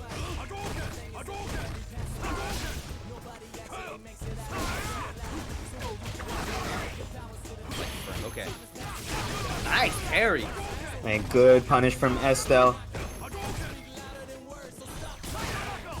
Oh, gets the stand fierce. Good conversion from Chapter. Oh, punish. Oh, okay. Okay, no punish from sweep. It's fine. Walk up throw. Big crush counter. Okay, okay. Let's reach sweep. All right, Estelle, here we go with the V-trigger activation. He's got a lot of work to do, though. That hit him so far over. Is that Chapter's first round? I think so. I mean, he was trying to jump over Ed's blind spot over there. He can't catch the cross-ups quite as well as other characters, but you know, here we go. Chapter still on the board here. Estelle doing so much, so many jumps, so many fireballs. Props to Chapter for keeping up with all of it. Nice anti-air. All right, Estelle re-controlling the mid screen here with the life lead. Ooh, nice hit with the V skill. Estelle mashing on Wake Up yet again.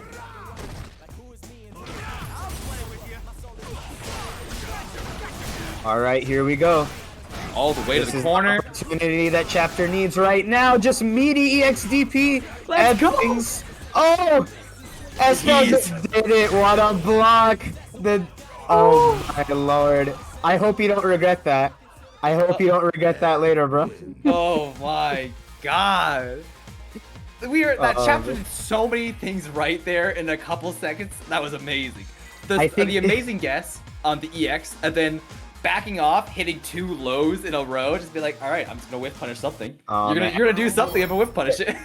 Testing the down input on his peripherals right after. You know, just to make sure that they're working. Estelle still has it in him, alright? Estelle definitely still just like that, capable of anything. EXDP, get off of me. Getting in their head.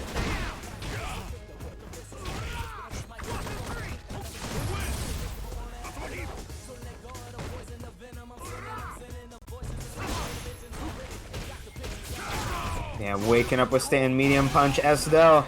So much Clicking damage. the corner pressure here. Oh, but Chapter. Oh, trade in the air. Alright, party Here time. we go, the V-trigger activation. Oh, you're no, dead? Estelle.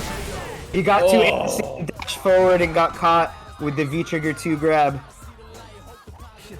Please. Oh man, maybe, you know what? Maybe I was wrong. Maybe the taunt got to his head and it's actually working out in his favor right now. Who knows? Ed's randomness, like a little bit of EX, a little bit of flicker catching you, that like the little bit more aggression from Estelle right now will favor Ed. If you dash up during Oki and do EXDP a single time, like, that's the fastest way to get somebody on tilt right there. Absolutely. I'm just saying, do that early on. That's mental damage right there. But Estelle not quite affected. The overhead. The Estelle Classic not afraid to use that overhead. Oh, man.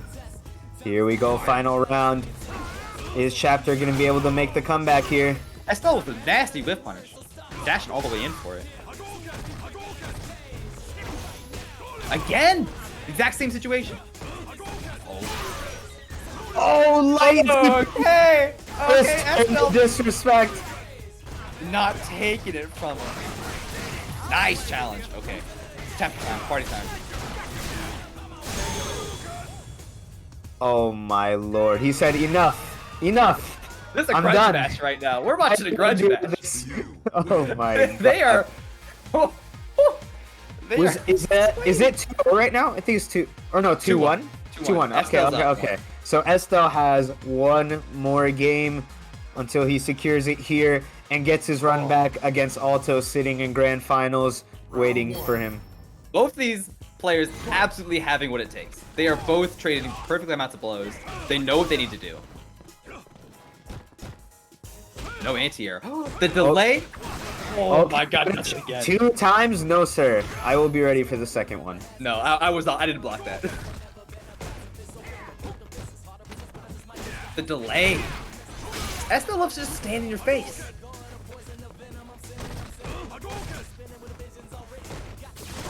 Alright, Estelle, he's got the V-trigger. Probably looking for the sweep activation soon. I thought he was gonna DP on wake up. Almost guaranteed. Okay. Oh, Weird good punish! Estelle's different. He knew that was coming. Oh, man, the backdash. He knew! Oh, my lord. What is going on, Estelle? Oh, lord. Gosh. The EXDP not quite catching the cross-up angle. Estelle. Gonna move up match point here against Chapter. That was 5 reads in a row. 5 or 4 hard reads in a row from Estelle. That worked. Oh, he tried. He tried the funny stuff. -2 into DP. Yep. A little bit of a drop from Estelle, but he don't care. He's chilling. Nice challenge. Punish with the fireball. Oh man, Chapter really has to hold his composure here if he's gonna make the comeback. Here's his opportunity. V-trigger. Oh, dash all the way in. Okay. Oh, here we Big go. hit. That's the start. Oh, my lord, Estelle getting the cross up, securing the last round here against Chapter and getting his run back against Alto, sitting in grand finals. That was really good stuff from Estelle. Chapter had so many good ideas, so many good moments. And then in the last 2 games, Estelle was like, okay, well, I have been blessed by Apollo with the gift of foresight, and I am going to read all of your options and work my way through all of these EXDPs just like a madman. That was really, really cool. Absolutely. Well played from both of these players. Oh man, there's so many things to pick apart from these matches. One thing I will note though, going into this match here as well, something I noticed kind of from this bracket overall, like as I'm watching all these matches, it seems like a lot of them don't really handle cross-ups well. I'm seeing a lot of people, they get away with like the jump forward and getting the cross-up like when they're cornered. Like you really need to do like a jump back button in order to establish that like I'm ready for that. You can't just be jumping out for free. That just changes the tide of the match so much when you just allow somebody to do that. So if it's one piece of advice I could give to anybody who's listening, anybody that maybe goes back and watch the VOD, make sure you have that cross-up option ready. A jump back button that universally works for everybody. That's why I do with Laura. You know, if you have an air grab, you could do that as well. If you have a crosscut DP, you could work on that one. You know, Estelle as well, he's got a DP. Definitely something you could think about and work on. I think that's a good point. And jump back jab prepares you for so many other things like Kami dive kicks and all of these like weird air options you might not be ready for. Like just having that mentality in your toolkit, having that ability is huge.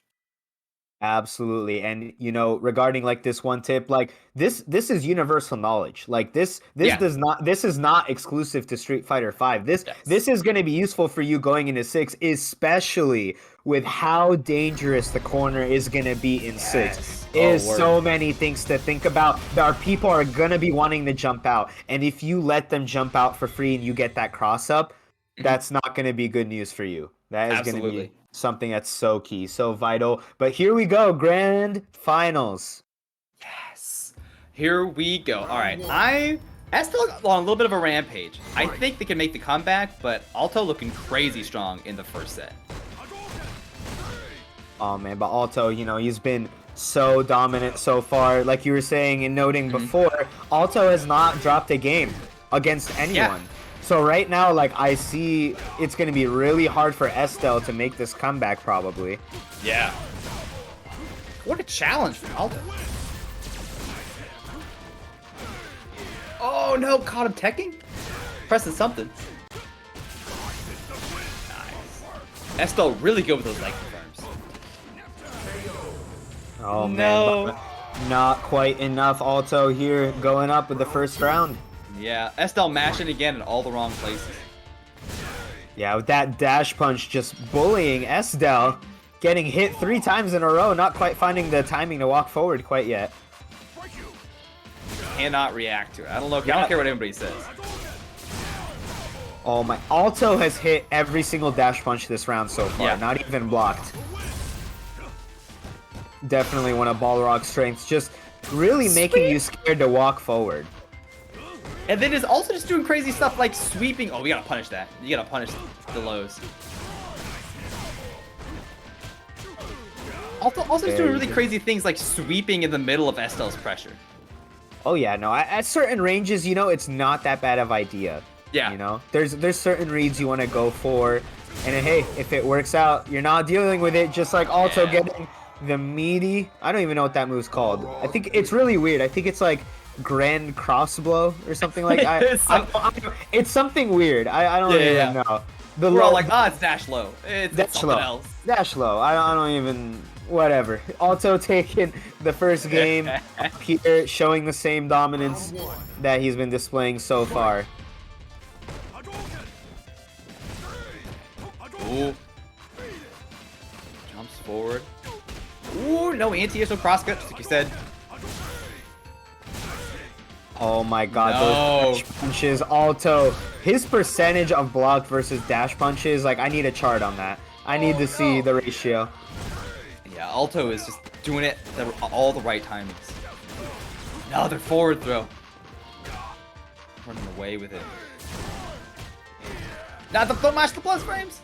Oh man, Balrog, one of the strongest corner pressures in the game, just being a bully, catching him with the jump up jab, just like we were talking about. What did you just say, right? Like, you just said, oh, air to airs, all right? Air to air. Alto was listening. He was listening to the stream. He took the advice. He took the note. The overhead, no. Nice, okay.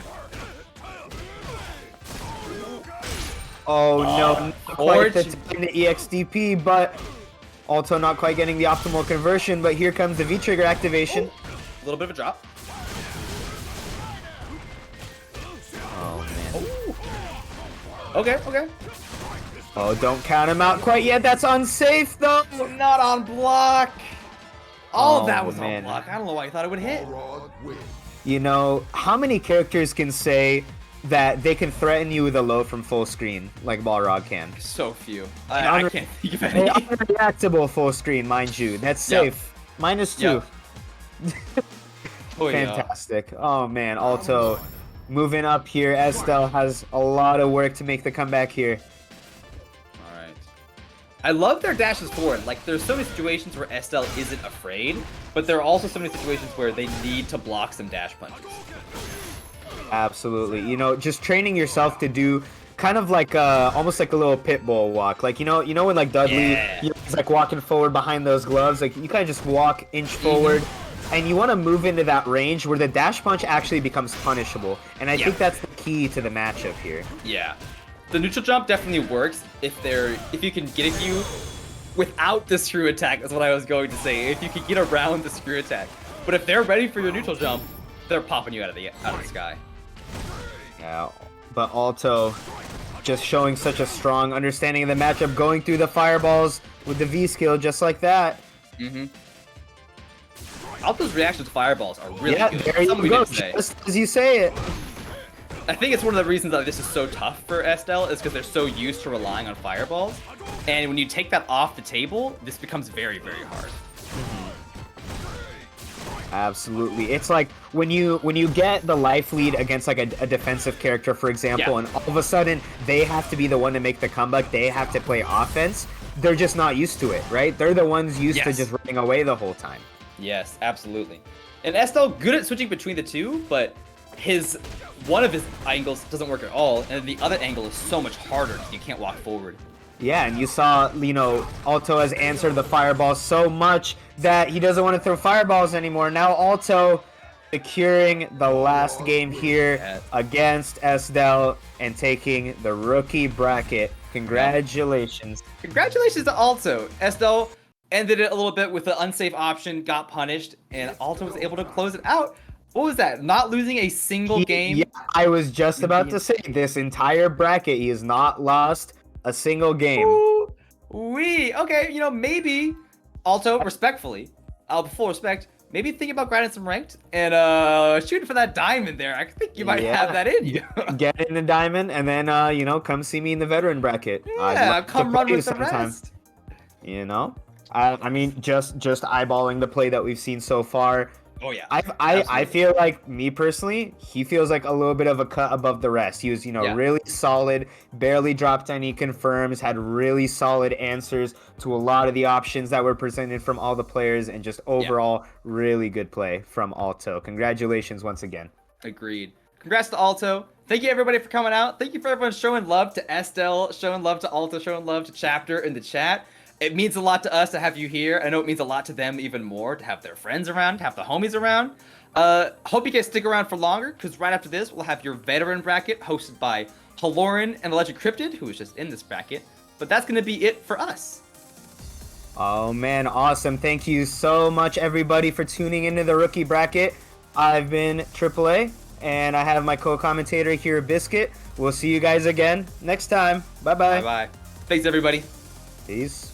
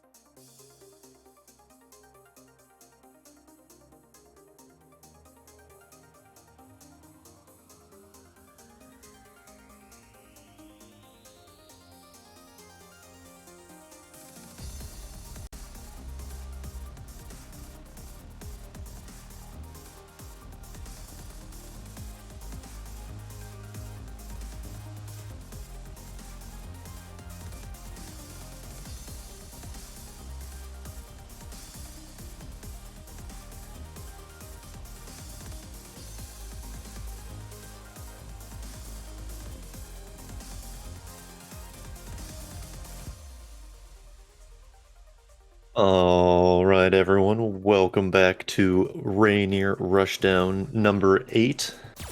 My name is AllegedCryptid, joined here by Halloran, and we're going to be taking you through this veterans bracket. What's going on, man? The commentators were saying, oh, we got a lot of people playing a cut above for rookie bracket. I honestly think the rookie bracket is just stepping up its game overall. It's and I good. think that's exactly the point of Rainier Rushdown. One thing that I thought was really interesting to note, I was looking at some of the streamer notes. There are literally only 2 Rainier Rushdowns left before Street Fighter 6. That's how close we're getting. That's crazy to me. That's crazy to think about. That's crazy. I didn't even think about it that way. Only 2 more Street Fighter 5 rookie bracket champions. I think Pacific Northwest is going to be ready, man. Absolutely. Absolutely. Every time I get a chance to commentate this, I get to check out the rookie bracket beforehand. And I'm like, whoo. It's fun. It's fun. It's challenging. And every time it's someone new. Both this week and last week, it was someone completely new to the tournament who won. Alto's out here giving everyone the bass and the blues. It's crazy, man. You know, punch everyone in the face. A demon shows up out of nowhere and just runs. Absolutely. But congratulations to Alto. But I think we're moving on to the veterans. And honestly, it's a pretty loaded bracket. Diamond and up and whoever dares. We got last Rainier Rushdown's champion, UberIsYummy. He's a Chun-Li player, ran the whole tournament. I don't know if he lost a game last time. He was pretty dominant. So he's definitely the guy to beat. I hope we get to see a lot of them in action tonight. I'm pulling up the bracket now. UberIsYummy round 2. Caleb Gill round 2. AAA round 2. Ouija +1. Not surprised to see those, but everyone else, Jimenez, great player, Frieza, huge. We're in for a good night. Yeah, it's going to be great. And first up, we have Heartless and Ziggy. Heartless, a graduate of the rookie bracket, I believe, maybe the first time. No. He's come up pretty quick. I think he's an Akuma player, after my own heart. And going up against Ziggy, who looks like he was playing Nash. That was the character that was showing up in the lobby. I was like, okay, we might all right. For Nash has got some sauce. I feel like every character has something to bring to the table. Nash is one of those characters where, like, if you really lock in, you can be so annoying to fight. Like, you can just stay outside of someone's range and dash in and play the game you want and then leave. He really dictates a lot of the terms of how a fight goes. I'm see the Nash. Yeah, it'll be interesting. Let's go. He's holding his face. There it is. And the Akuma matchup, Akuma's, my favorite button, the back heavy punch anti-air. It kind of gets invalidated by the axe kicks that Nash has. And that's a good point. Yeah, Heartless probably has to use more of that medium DP as an anti-air, assuming Ziggy takes in the air. You know how I know we keep it classy here in the veteran bracket? We let the intros rock. Absolutely. I think Nash definitely has to approach in this matchup. Akuma definitely wins the fireball fight. It's going to be interesting. I feel like Akuma, a lot of his buttons look for crush counters. Absolutely. To really establish a lot of overwhelming pressure, but Nash can play at range. You got to get around that. But then he goes into that fireball territory, which is not really great for him in this matchup. So it's going to be interesting to see how it plays. Oh man, Heartless working on the stun right there. Very dominant round 1. Working on round 1. I said this is a grudge match for me. Playing like it. Okay. All right, Heartless got some beef on the line. The narrative writes itself. Ziggy left an impression. Looked for the kick. It's shut down there. Ziggy trying to find the moment in. Life lead for the moment. Slower pace seems to be working out. Takes a fireball to the grill. Goes for the EX fireball. Can't get the kick afterwards. And gets snatched out of the air. That back heavy punch. He doesn't get the follow-up off of it. He's making excellent use of those V-skill follow-ups. Yeah, the moonsault can definitely be a problem if a player's not ready for it. A Shoto like Akuma, we already seen Heartless go for some anti-airs DP is going to be a problem. I'm not sure how often we'll see that option. Oh. Ooh, all right. Now Ziggy's got Heartless in the corner. Oh. Oh, it doesn't get. You can get a follow up after that. You can get another DP. But maybe just wanting to see the save the V skill bar or retrigger bar. He wanted to make that statement. Mm-hmm. This is a crunch match. So they gotta let him know. Oh, yeah, and just it's my swings out turn again. Catch him pressing. Heartless said, "Oops, lose your turn." Quickly, I mean, Ziggy showed some signs of life that second round, but Heartless dominant takes that first game. And Akuma said, "You are a mere puppet." He can be kind of a bit of a rude dude. He's a little angry. This Akuma guy. One thing I would commend Heartless, that V trigger can be something of a shakeup from Nash as far as like mix up and pressure options. Heartless seemed to be very comfortable blocking all that, so yeah, he took it no problem. Let's see what other tricks Ziggy has up their sleeve here for game 2. Heartless also did an excellent job saving those EXDPs to the very end. Oh, as I say that, he just lets the light run rip. One thing I've noticed a lot in the Pacific Northwest region is players, they will take their turn back strong if they can. Mm-hmm. If there's a DP option on the table, if there's a strong follow-up off of a whiff button that they can throw out to stop you from going in, they will pull it. Guilty as charged. I love doing it. Oh, there he goes. Ziggy takes his first round. I was watching you play earlier, I know. It's not your turn yet. No. Alright. Heartless slowing it down a bit here. Trying maybe doing stuff. Oh, he's just baiting him with the V skill. Ziggy managed to get one on the board here. Crush counter. Yeah, corner pressure's a whole thing. Plenty of plus frames off that follow-up. Oh. Ooh. Oh. I think he probably could have thrown him out of that when he whiffs the demon flip dive. I concur. Huge opening here. Gets the V-trigger activation. Goes for the reset cheekily enough. Heartless opts out, but misses the DP. Oh my god. Oh, that crossed up. That Hello? was crazy. What? Oh, this time hits it. That should do it. Yep. I don't know if I've ever seen Nash's V-trigger cross up like that. That was so weird. I don't know about that one. P&W and F to block. They don't have to block. That's the trick question.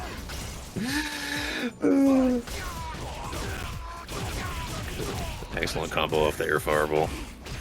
Heartless on the verge of winning the first match here of the veteran bracket stream. Ziggy working on a full C8 bar. Now Ziggy pulls his round out and we go to game 3. I do think it's something of a toss-up. They found their footing in this matchup overall. It's just, can they battle their way out of this corner? Huge opening here, goes for the reset. V-shift, gets out of a jam. Ooh. Interesting choice by Heartless, the EX Tatsu. I like it. But Ziggy just punished it.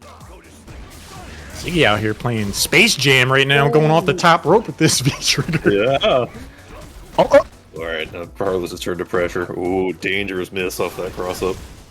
Happy feet, Heartless. Ooh, we just dash up low punch, by the way. Jab. Alright, there it is. Evens it up, takes a game 3. Alright, I said if it goes to game 3, it could be a toss-up. Ziggy said, hold my crouching light punch.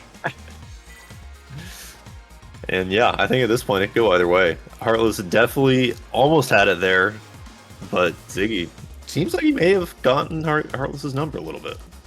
The biggest thing I think we saw there is that Ziggy was able to fight their way out of the corner. Yeah. At the beginning of the match, they definitely seemed like they were struggling, just trying to find their moment and opportunity, especially with EXDP and things to worry about. Akuma does so well, putting pressure in the corner. If you can find your way out of that consistently in this matchup, you stand to do pretty well. Yeah, it's getting out of the corner versus Akuma is extremely hard, and right there, Ziggy does it again.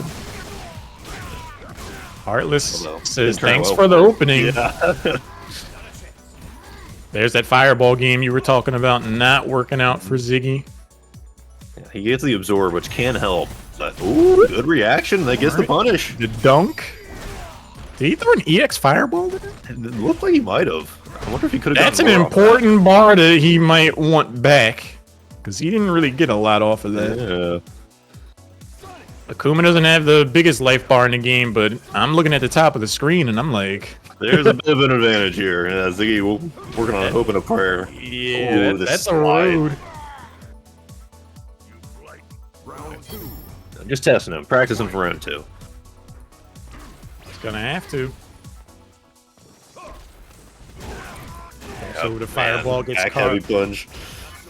Heartless is ready for that. That's some nice bread and butter there we're seeing from Ziggy, proving to be quite the workhorse here. Good jump in. Oh, V-shift. Good V-shift. Oh, could have gotten a punish off that. I do think there's a bit of meat on the bone. Back jump. Oh. Try to go for the back heavy punch. We're dreaming out here. Oh. Heartless applying that corner pressure. Sees victory on the horizon. Goes for the mix-up. Is the back throw. My turn in the corner. Dunks. Crosses up. Unlucky. That's tragic.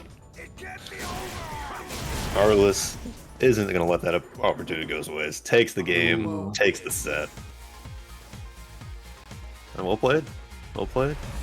That's one of those instances alleged where that V trigger can rapidly turn into a liability rather than an asset. That's not the first time in that match we saw that V trigger just seemingly randomly cross up. I wouldn't have been ready for it if I'm playing Nash. I'm like, wait, I'm over here now? Yeah, that's crazy. It's like not only are you trying to mix your opponent, you're also got to be prepared to mix yourself. So I think that's why, not that you see Nash a ton in general, but that V trigger tends to not show up super often because of how squirrely it can end up being. Absolutely. But Heartless played great, won that grudge match. He came in the chat smooth, just yeah, he was like, GG's. I was like, Heartless, if you're in there, well, why is this a grudge match? I'm unfamiliar with the lore.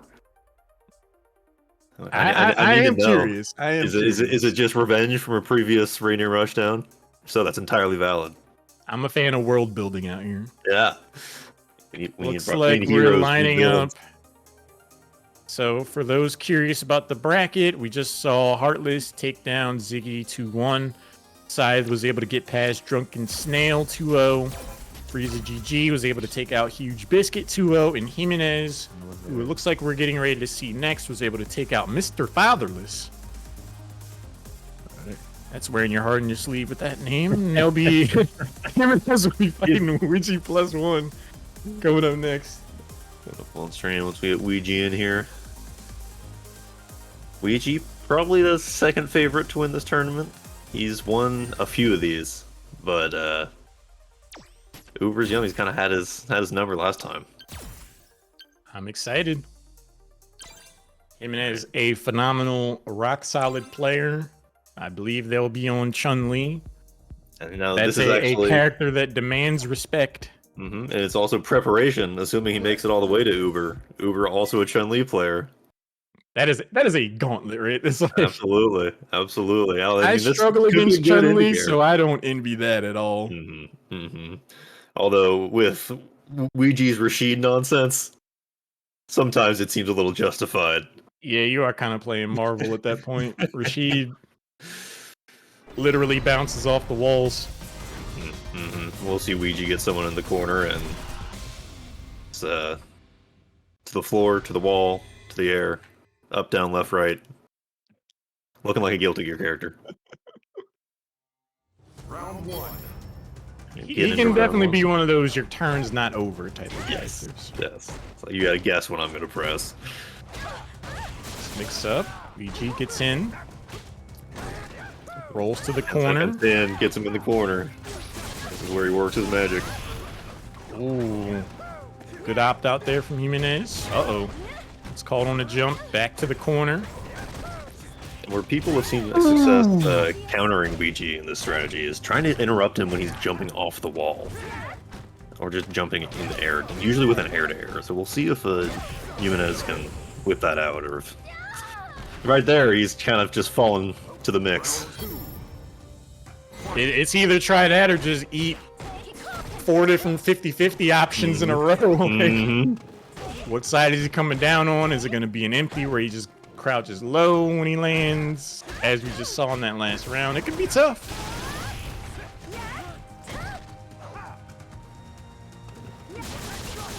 Ooh, and ready with that DP. Oh, okay. Uh-oh.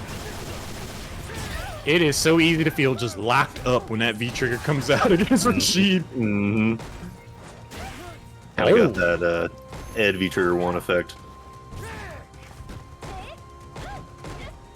That yam punch from Chun-Li forever cracks me up. Just Goes forever. Just reaches the car like, hi. Like, I hope we're present. All right, Jimenez on the verge here has a life lead coming down to the wire though. Dash up, caught him low. Yeah, watch the toes. BG finishes them off. Game 1. That's tough, man. Chun-Li had those shin guards, still gets their ankles clipped. Unlucky. It happens. It happens.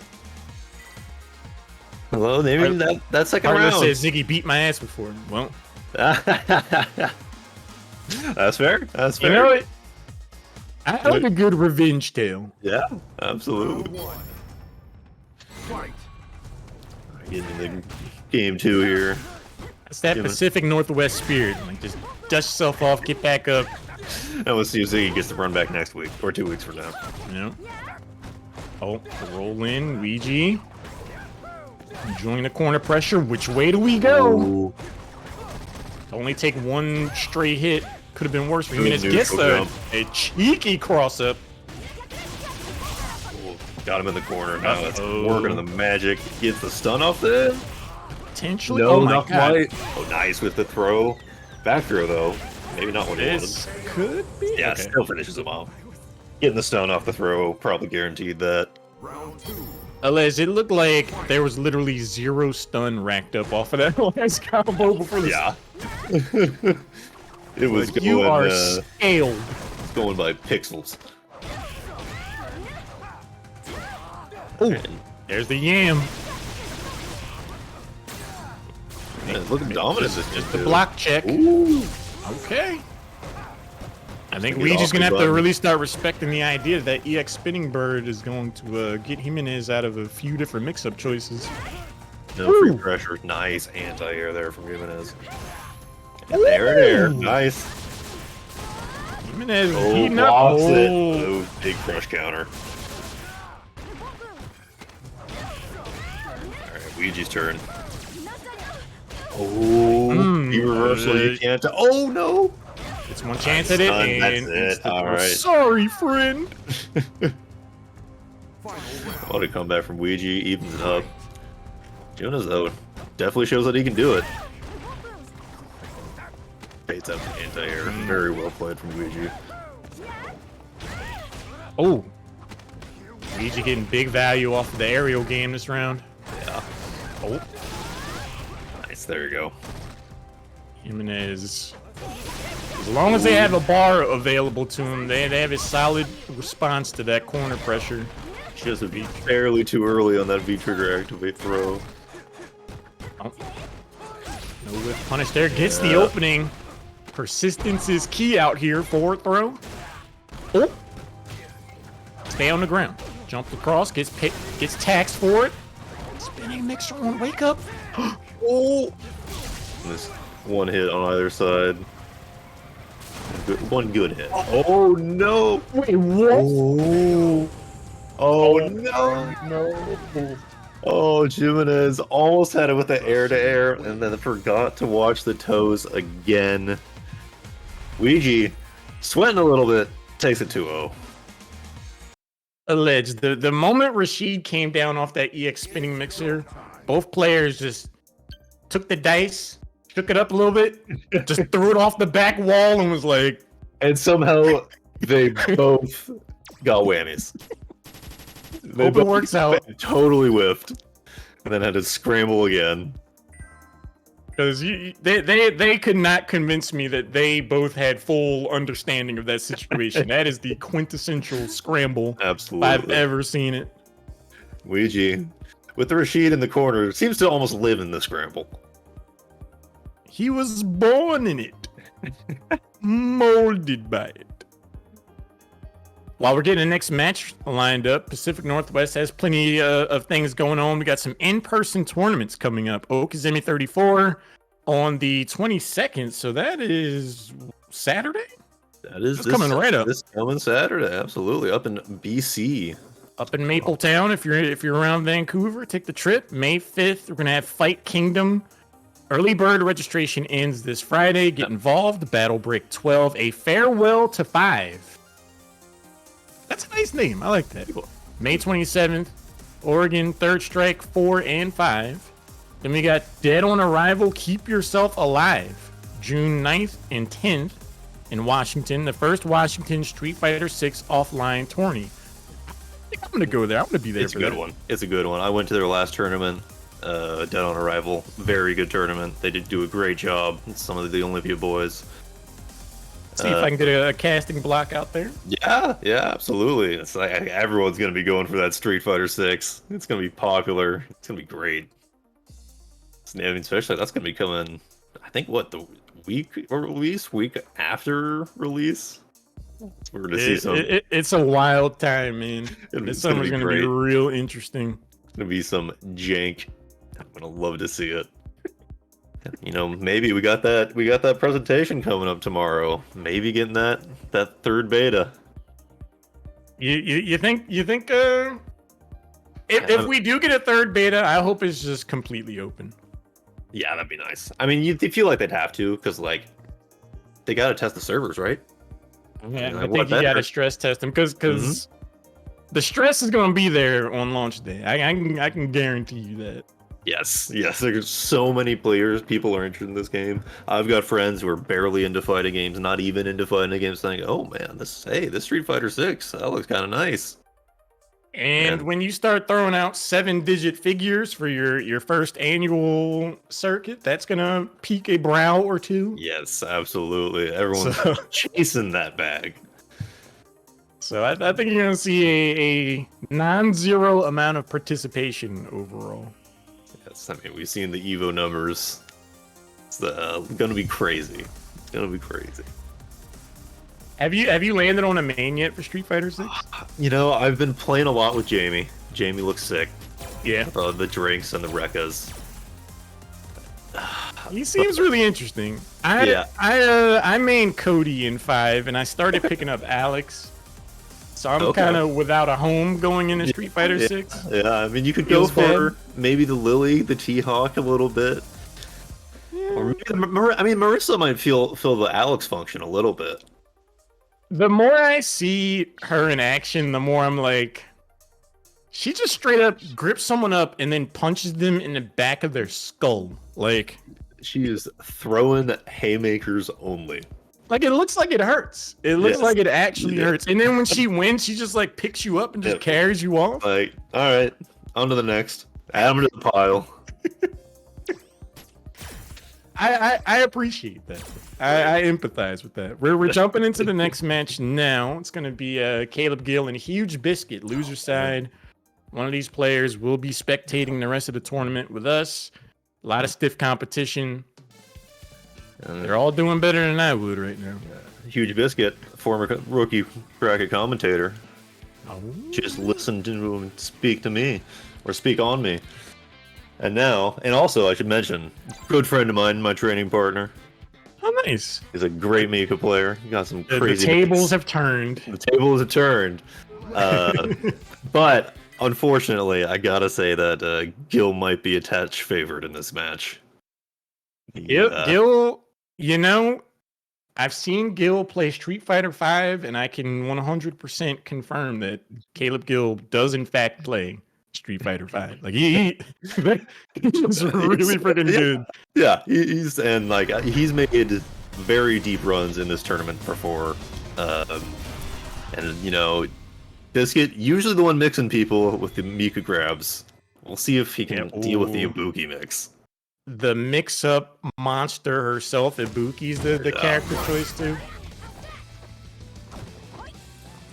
It is possible Biscuit could get that Mika round, get 17 grabs.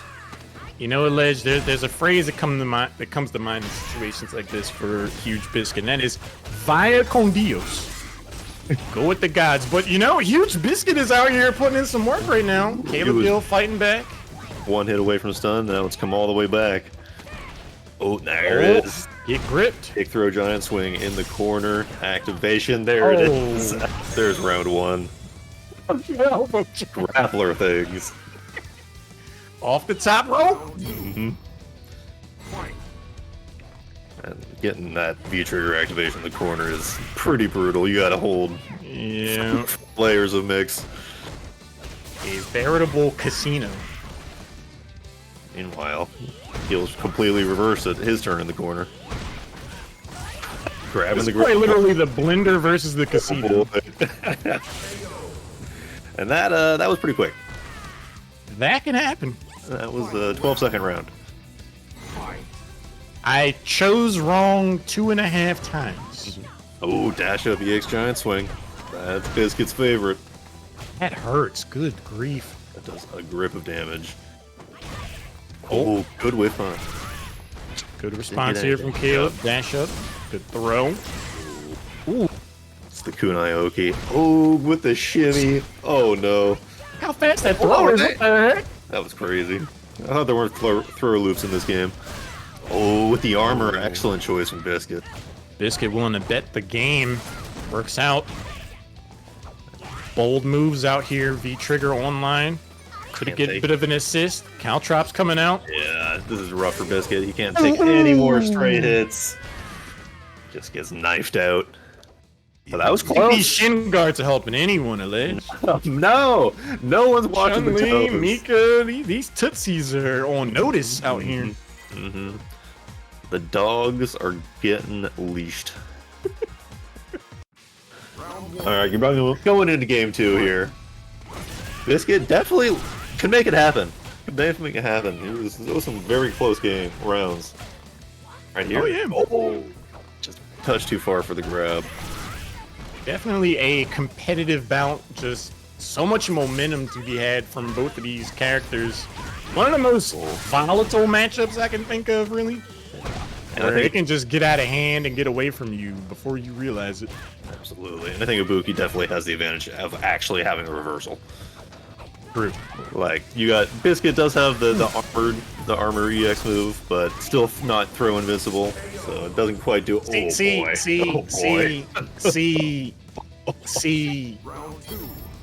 Caleb, they know they're wrong for that. Yeah, They know they're wrong for that. That was some mix. That was some mix. That was. Oh boy. That was grimy. Let's see if Biscuit can make a recovery here. Believe he can. Nice patient play. We haven't seen Biscuit go to the command grab well in a little bit. No, he really hasn't. He's been resulting with the normals. And I get it against the Buki. You miss a command grab against her. That's Take move. Something like this might happen. Good V shift gets out of there. Almost got punished though. There it is. There it is. All right. Locks him in the corner. Oh. Doesn't quite. Oh no! This might be not quite death, I don't think, but the one mix. Oh boy! Oh my God! Gets the Finds throw. a back throw. That's crazy. Oh boy, he's yeah, just like that, working on a prayer. The dogs have been leashed. Catches him walking forward twice. Fun back and forth. That was brutal. That was some back and forth mixturization. They put each other in the blender a couple times. Dude, that cross up at the end of the second to last round though. My God, we should clip that. I want to see it. I want to see that again. Whiplash inducing mix up right there. Oh no. Left, right. Is this guiltier, Milia? What's going on here? Why are you there now? Yeah. You were there, and now you're there. I'd prefer if you were back over there, but you're here. I didn't block it. That's not good for me. Yeah, I don't think anyone blocked it. All right, we're getting into the next game here. We got Scythe and UberIsYummy. Master, Grandmaster, two players who have frequented the game Street Fighter V. Yeah, dedicated some hours. That's a dub. I blocked way more overheads. I think you played great. Yeah, I think that was a rock solid performance from both sides. Ibuki's tough. Caleb Gill's tough. Like, mix-ups are going to happen. I think that was a very competitive match. It was very close. And we got some Uber fans. Whoa, got some cheering in the chat. Yeah, let's go. All right. And he's definitely the favorite in this match, in this tournament. UberIsYummy is kind of the man to beat. Scythe is like, I'm calling a lift. It's interesting. He's going with the G this time. He's played a few different players. Round one. Fight. I think we've seen, as we saw in the lobby, we saw some Gil from him, but this time he went to the G. Maybe wanting a slightly better character, sorry. At the bike messenger Chun-Li outfit.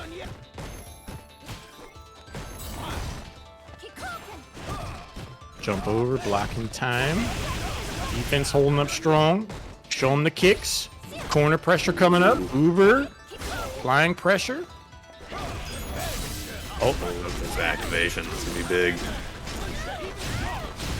One corner, almost all the way to the other. And now it is to the other. Uber had a moment to have a sip of water during that combo. Comes back hydrated. Training room. Oh. Oh boy. Alright, this is close. Oh. Good tag. Give him the remix. Ooh, an activation of Uber zone. That'll ride out round one. Uber. Great back and forth from both players. Mm-hmm.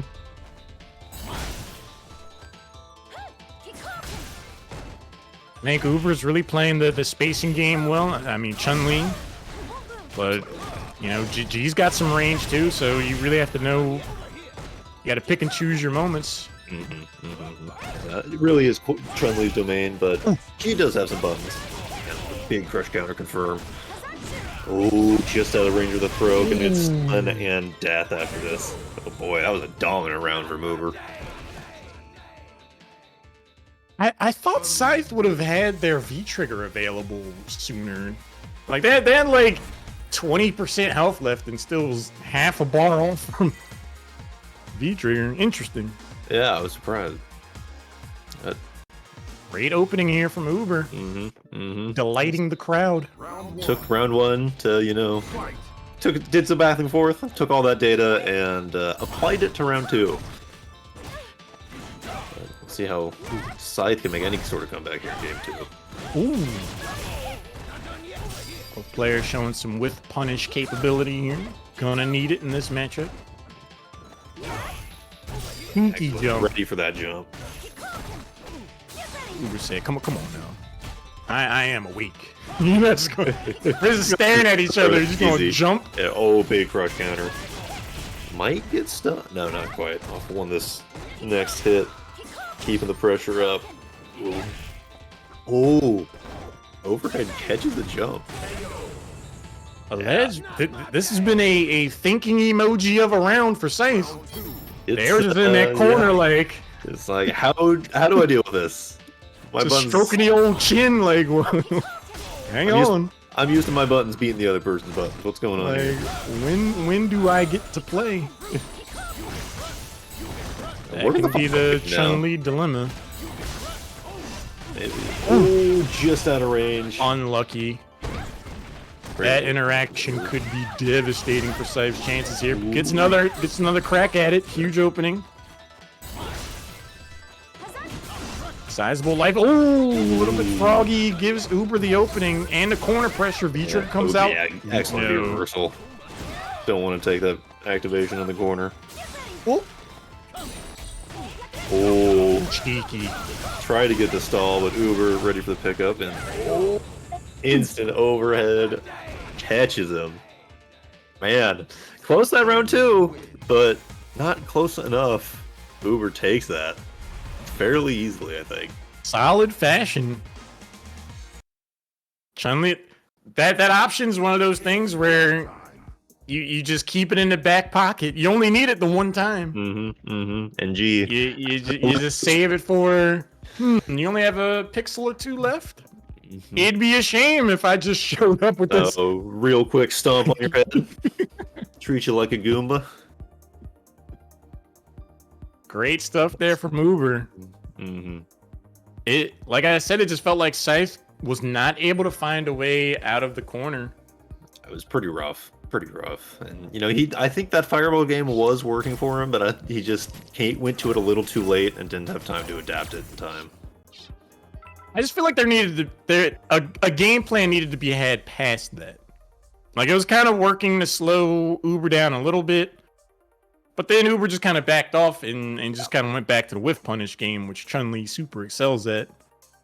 I don't know, like, I haven't seen that particular matchup a ton, but it doesn't seem great for Chun-Li. And you know, I mean, for G, doesn't seem great for G. Yeah, I think Chun's buttons definitely wall him out a little bit better than most anyone else. Yeah. And it was interesting, we didn't see much at all. I don't think we saw Scythe build any presidential levels. He never ran for office. Yeah. Just... And then that maybe just could have been the fact that Uber was on him 24/7, and there was no way he could have. Couldn't get on the campaign trail, didn't get the electoral votes. Just not appealing to the people. Just Jeb Bush, just please clap. just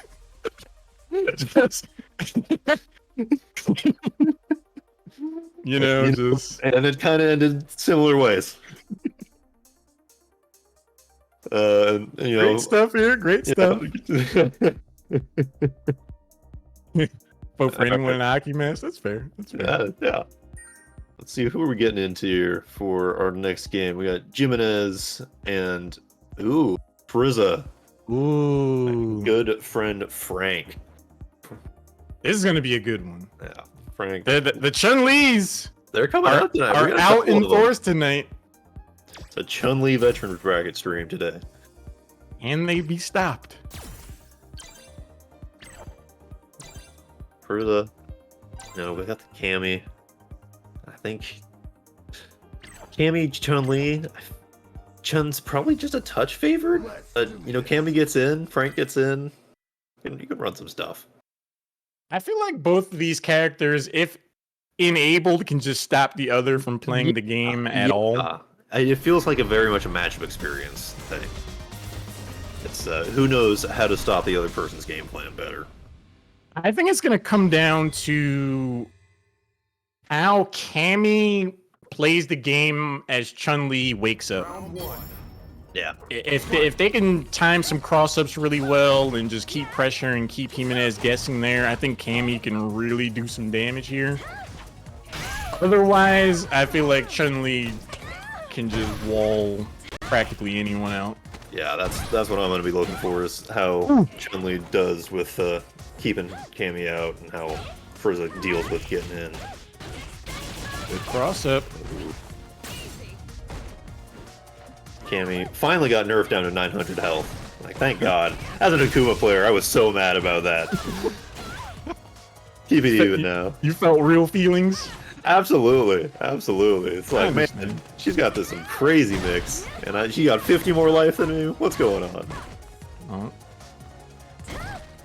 Jimenez holding all the cards. Plenty of EX. V-trigger online. Careful with those jumps. Backed off. Jimenez totally ready for it. All right. Good opening here for the Chun-Li player. Ooh. Excellent start from Frizza. Keeping the pressure on. Jimenez fighting her way, not trying to see the corner. A clean pair of yams. It's an excellent dive kick, Cammy. Ooh. Gets it again. Frame perfect around the fireball. Jimenez said, hang on. Ooh, goes for the reset. Frizza was blocking it high. That was impressive. Very cheeky stuff. Oh. Frizza exhibiting some patience here. Getting clipped again on the jump-in attempt. Oh! That punch is so messed up. Right? It was so far. She's got some neutral buttons. Oh, just barely too far. Oh, the cross up. Oh, but ready with the air to air. Might have maybe meant to be a we take those. We take those. I think Jimenez might want that one back. They're not going to get it, but I think they might want it back. Going aggressive at the start of this round 3. That looked like quite the drop combo to me as someone that doesn't play Chun-Li. Making up for lost time, though. Holy heck, round 3 is turning out big for Jimenez. Maybe a little upset about how that last one ended. Yeah. For the, got that activation. Just got to make the most out of it. Oh my goodness. Does have critical art available. You can get caught wrong. Ow, just a touch too early with that anti-air. That was brave. That was a brave jump in. I commentate a Salt Mine League over in Europe quite a bit. There's a player over there, Hurricane. They play Cammy. Anytime someone just breathes wrong, he's instantly ripped the critical art. Oh man, it's crazy when those come out. It's like, you moved. It's like, lockdown. So I don't even play against him, and I have PTSD from I respect the Cammy critical art. Jimenez was able to get through game number 1 though on the receiving end this time. Ooh. Here's a turn to hold grudge. Man, quick one. Chun-Li did not look like they had a great time that round. No. That was kind of what I was alluding to, though, where if Cammy can just keep pressure on Chun-Li as she's getting up, and EX spinning bird kick isn't the choice, it can get a little rough. Right? Yeah, it's like work that at knockdown game. Put him in the vortex. There it. I mean, you force them to use the EX meter on it. We've seen a little bit from Jimenez, especially from UberIsYummy, getting those extensions off those EX kicks. Oh, good block there. Ooh, wow. The footsie game is treacherous right now. Careful. It's the throw. First, sitting with a full grip of meter. Oh, no. Probably not what he wanted there. That's a paddling, but they get up quick with the buttons. What? Doesn't matter. Hits him with the lows. No one's guarding. No one's blocking low. Shin guards do nothing. Welcome to the Pacific Northwest. We stand up and we take it. Where blocking is an ethereal concept. It's distasteful. We like to press buttons here. It's what they're for, right? We got overcast weather and buttons on weekend. Come on by. We've got in this final game here, evened it up.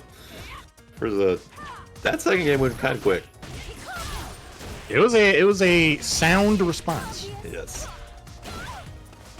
Oh, just getting pieced up with these buttons though. Yeah.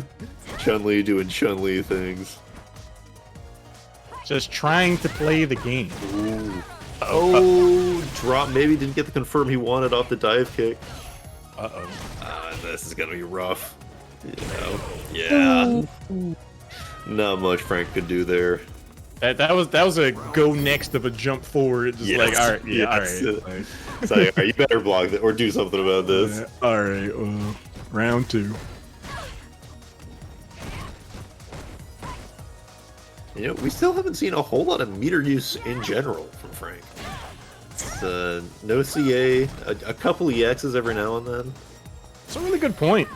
Normally when you have that stacked up, as Cammy, it is a solid strategy to try to make sure you have that critical art on deck, but we haven't seen an attempt.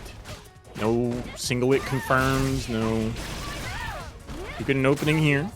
For the side switch, good tech there. V shift and a half. Yeah. Oh, that was a nice. Deep. Waited to the last frame for that.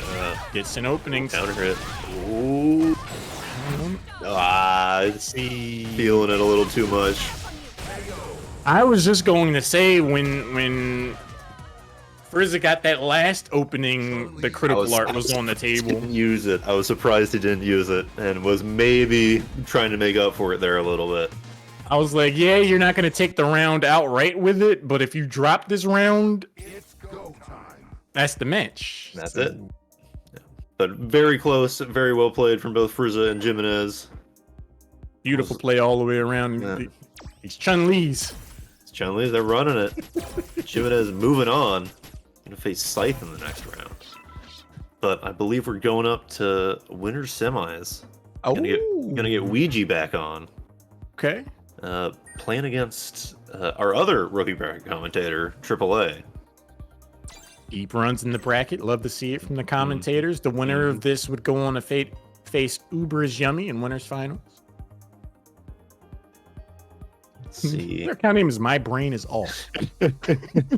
For a Falk player, it's like, yeah, all right, maybe not the most brainless characters, but you know, one button DP, I'll count you as brainless.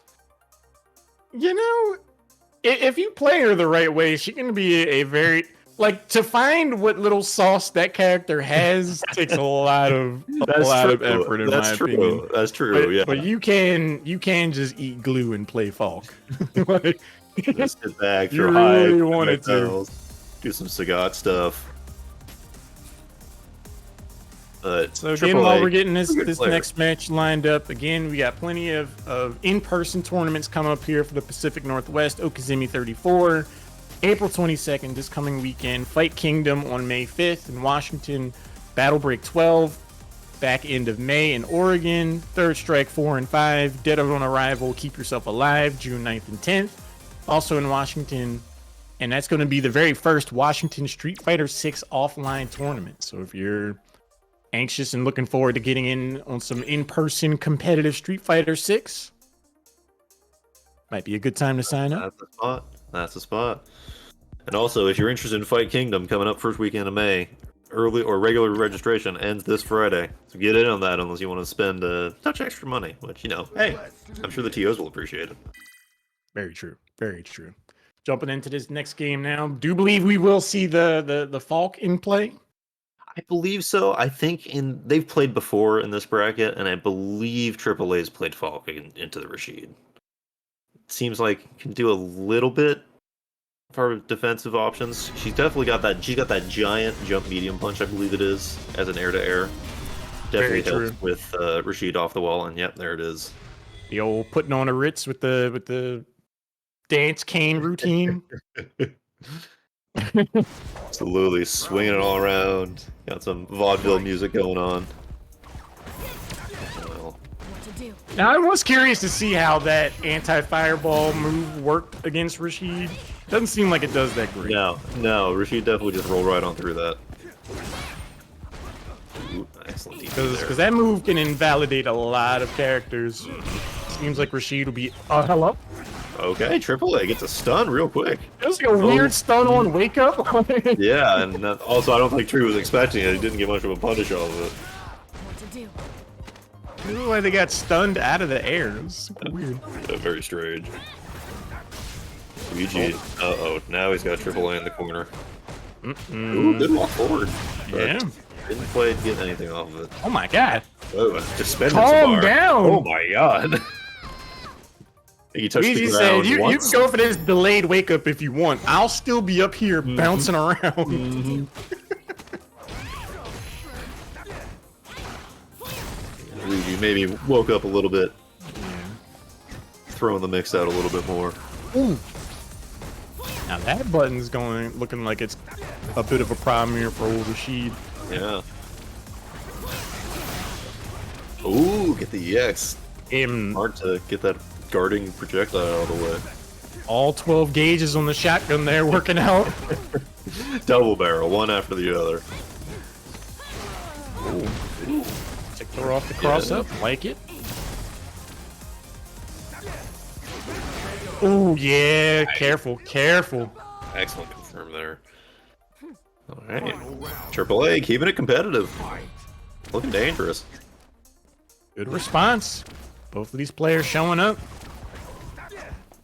Oh, it was hanging out there. Oh, that hitbox was huge. Yeah, favorable.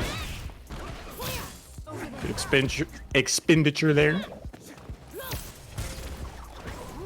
Oh, AAA doing an impressive job of just keeping Ouija bottled up in the corner. Squeaky clean round 3 so far here from AAA. Oh, careful. Ooh, Oh. All right. Ouija gonna have a lot of work to do. Uh-oh. Survives that mix-up. Yeah. Oh my god. Really, yeah.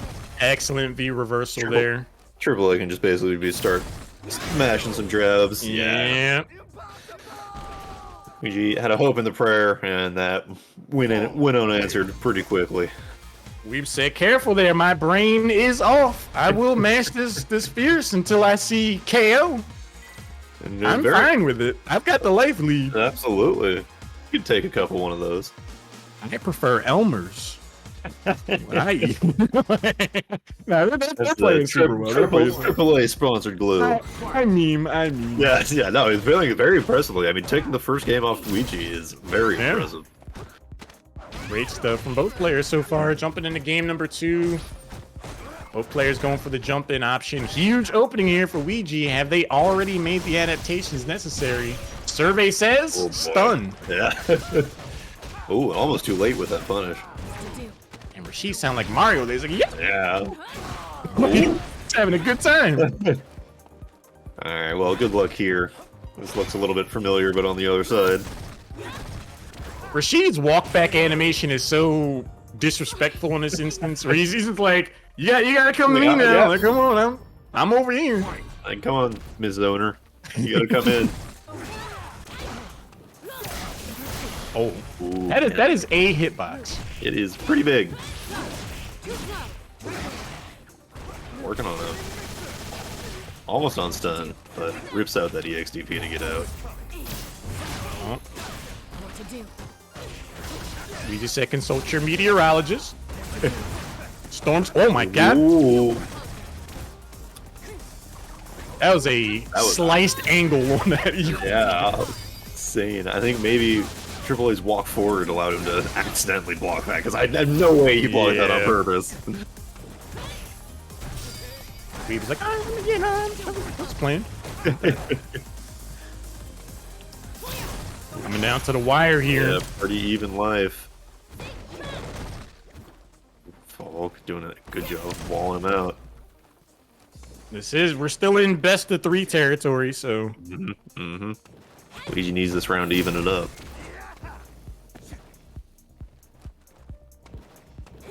A slower pace. Ready with the DP. Oh my god! The V shift? Wow. Luigi said that. Thank you, but no, I'm okay. They're like, no, I'll just spend some bar. Luigi said, no thanks. Like defensive options? Nah. I'm a Rushdown character. I got ways to deal with that shit.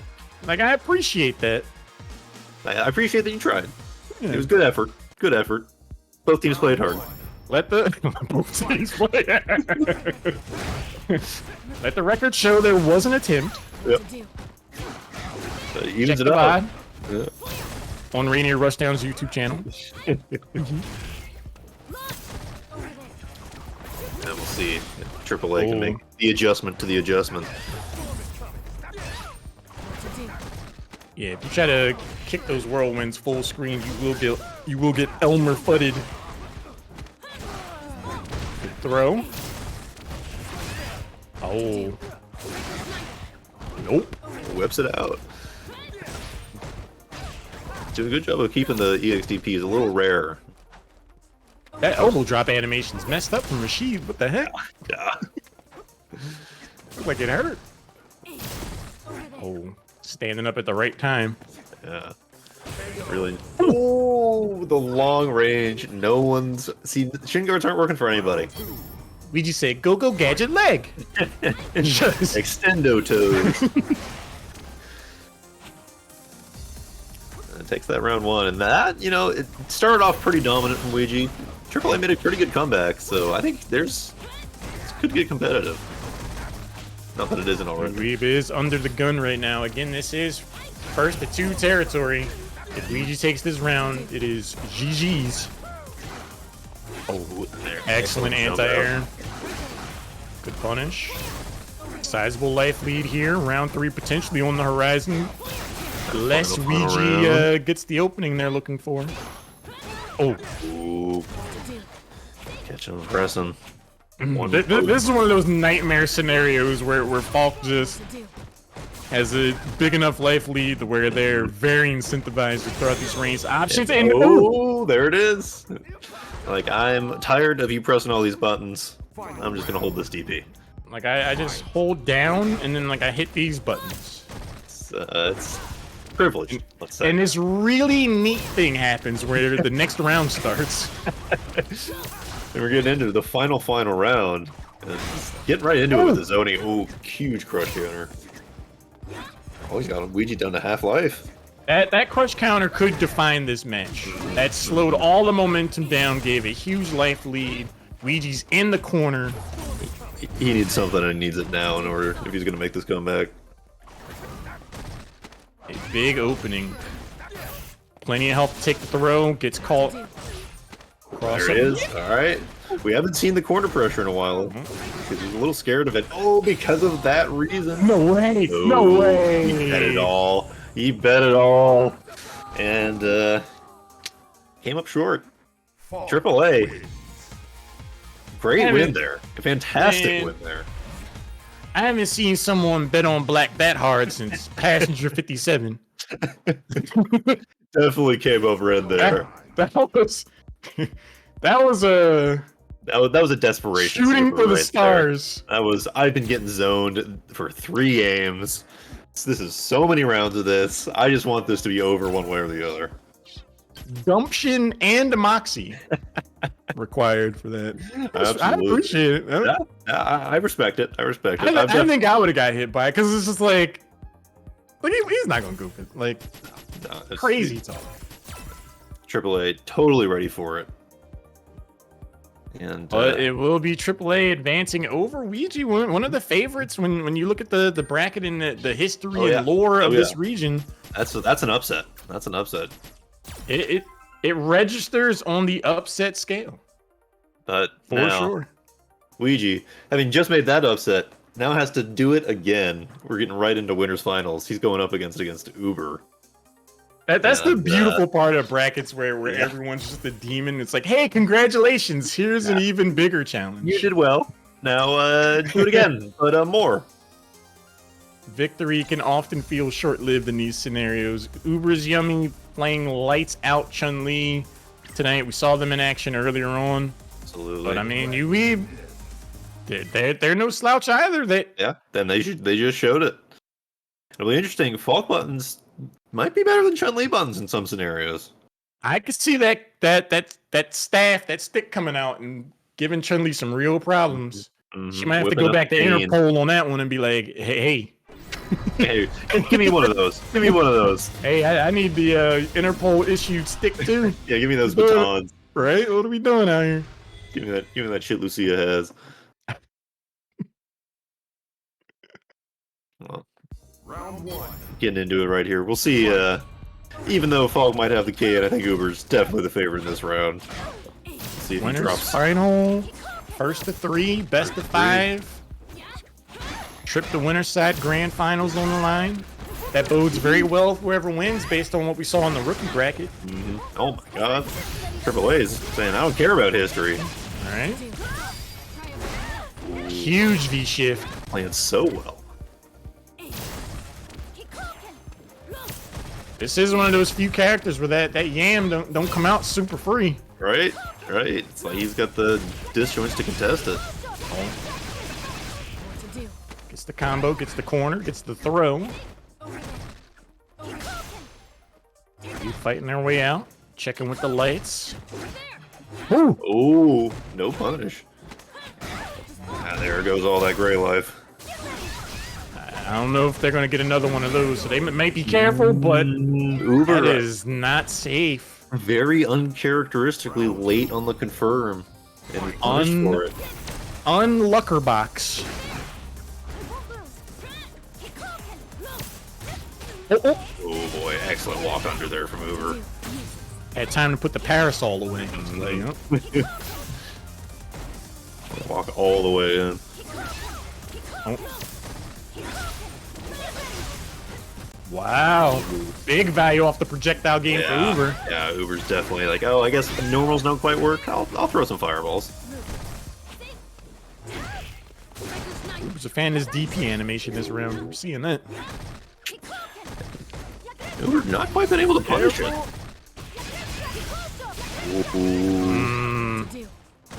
Carries into the corner.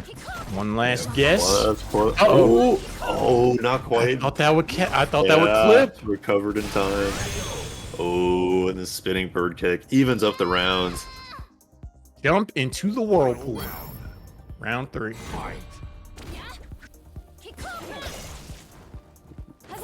Les, I think we're gonna be in here for a whole match. Yeah. Good old-fashioned zoning going on here.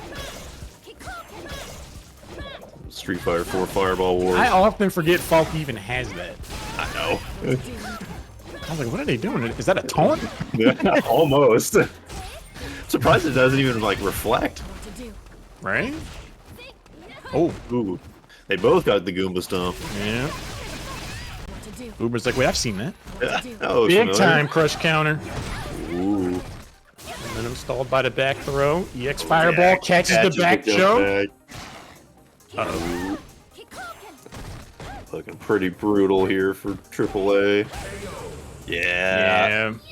Chun-Li buttons keep you locked down. Falk on a pixel against Chun-Li is that's a dicey prospect. Yes, absolutely. Uber evens it up. 1 game apiece. Round 1. Good stuff. Good stuff. Maybe has woken up a little bit. Oh, was that game 1 or 2? That was game 2. That was game 2. They go. I think that was 1. Was that 1? Am I crazy? Yeah, because we didn't go back to the lobby again. That was a full game. Right, That was a deep round 3. It felt like 2 games. Yeah. Just used to the games going a whole lot faster. Oh, no Goomba Stomp for you. Spinning bird kick. Oh! Keep that leg inside the vehicle at all times. Oh, nice. All right, wake up axe. Not quite an axe kick, but you know, same function. That was that like Catholic school cane, just like bringing it down. Some nun no punishment. talking in the back of the class. Oh!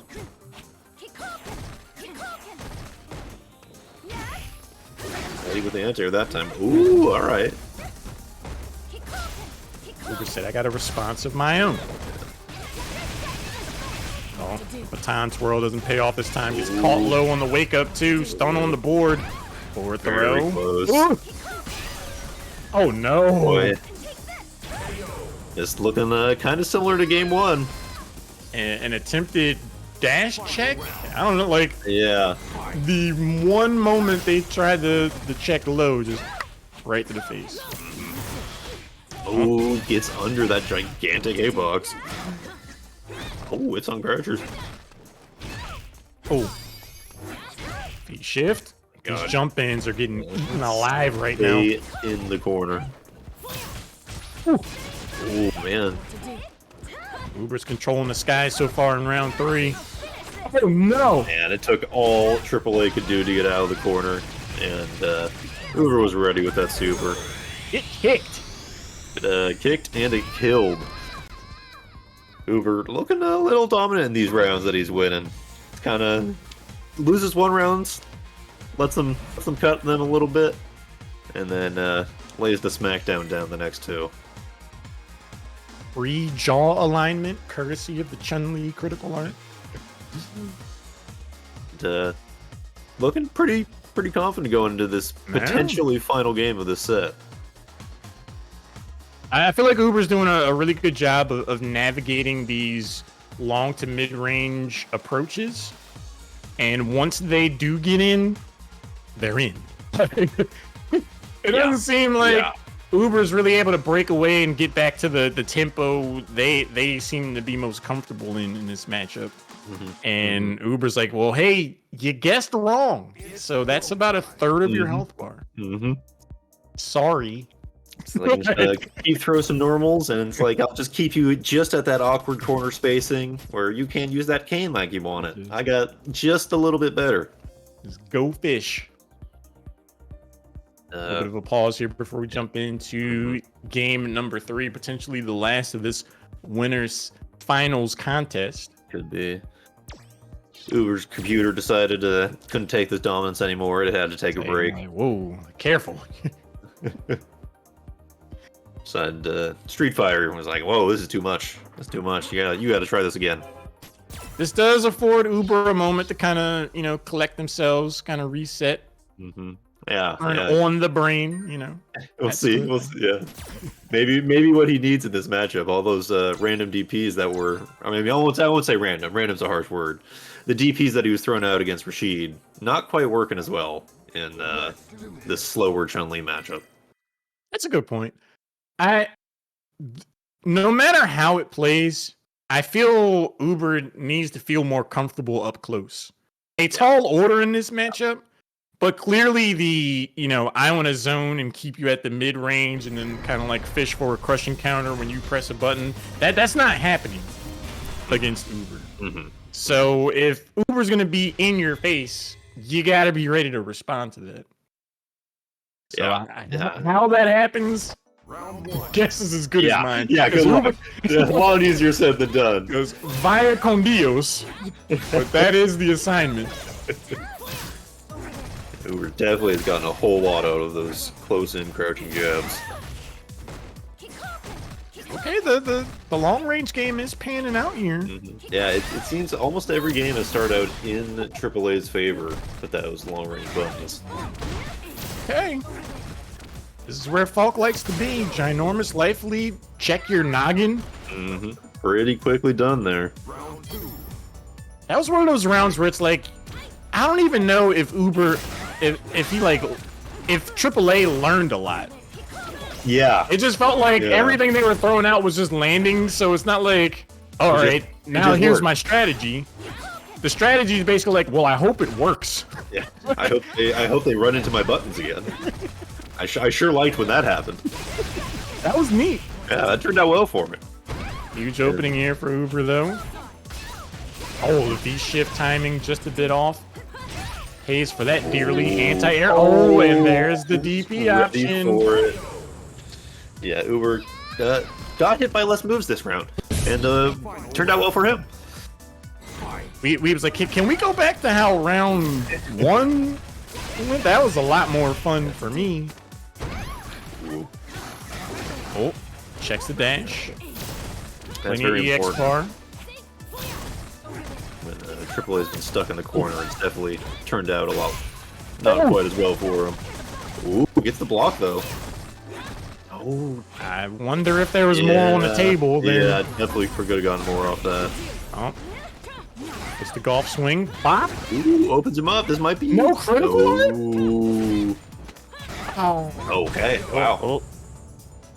Maybe expecting a view reversal one for the throw. But who needs He meter? was out here Who needs playing meter? it. Out here playing it simultaneously, fast and loose. like I don't know the Falk routes, but I feel like the critical art was available there at the end. Probably could have fit it in there somewhere. But sometimes you want to make an eat the extra mix up just for the style points.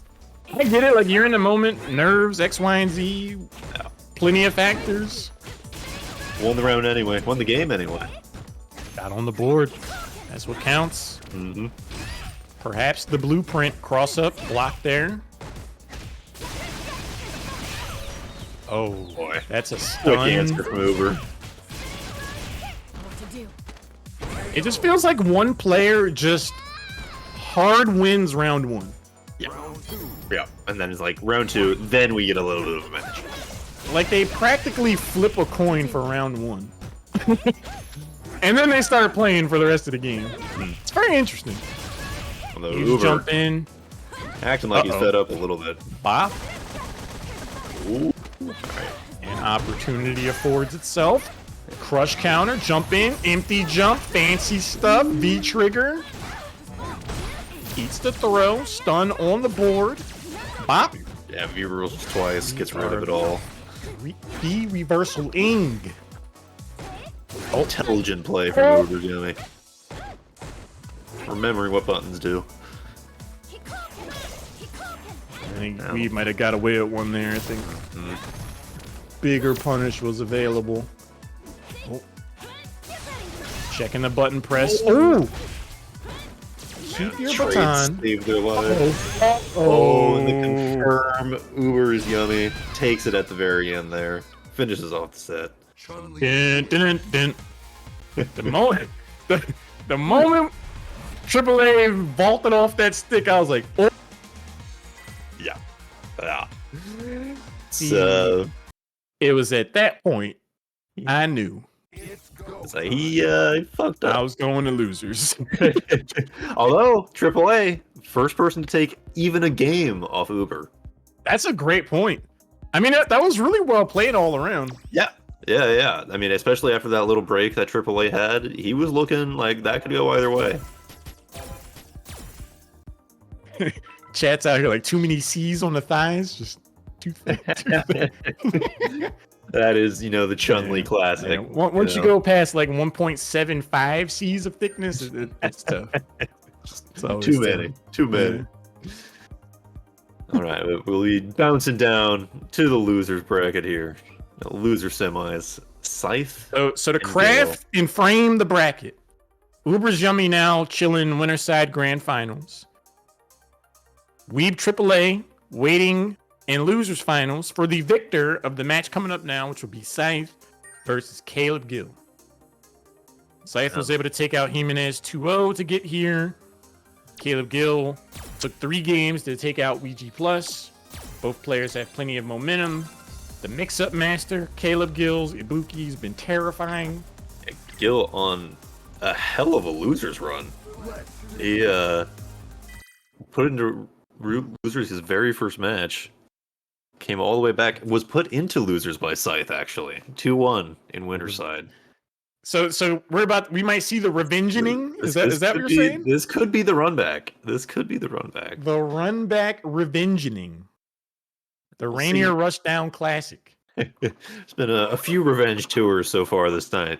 Now, see, what's important is you got to say in the chat, this is a grudge match. Yes. That's what you got. Heartless got the buff. He's got that grudge match buff. You got to come in and say, this is a grudge match. And you just level up. Absolutely. Like, you're like +5 on hit. Like, you're...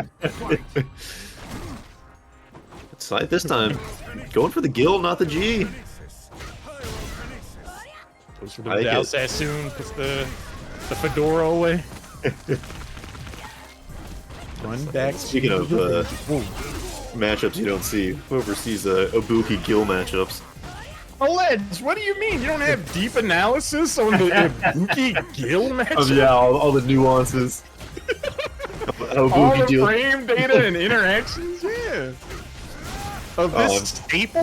These guys might. That's a great point. I'm sure they run into each other enough to where this isn't as strange a progression as it might be to some. And Scythe, looked like he knew it a little bit there, taking that round 1 pretty easily. Oh, wait, Alleged, wait. They thought he was done with the revenge. Little did they know, there was more revenge to be had. I had to get my move with Excellent, absolutely. Yeah. Clip it and ship it. Simon, we can get, at least 2 seasons of a good TV show out of that. Maybe like 5 seasons of a mediocre one. Just don't go to Netflix. It'll get canceled. Yeah. Then we only get 1. Yeah. We got 3. Caleb Gill on the receiving end right now. Scythe running away with game 1. Here's a Larry, and it's time. It's time to return to Harmony. We're departing.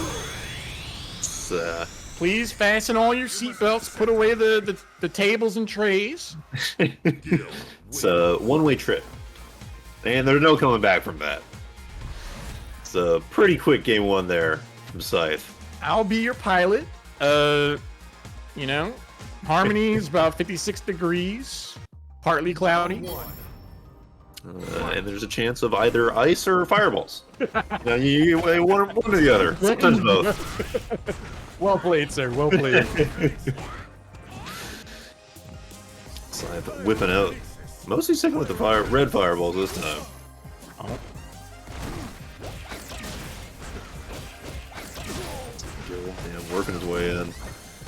I feel like your armpit really just goes through some things fighting in boots. It gets thrown quite a bit. like your arm socket gets all worn out. This is rough. Oh. Ooh. The boot with the stiff arm off that. Ooh. Good rebuttal there from Caleb. Okay. Allow me to retort. Oh, knees. Toes. Knees, toes, and then just forward throw. Oh! First Frame parry, by the way. Check me out. Ooh, excellent cross up there. I'm over here now. Ooh. I just let go of the stick. Like I don't know. So I like the D-ship idea, but nah, the mix accounts for this.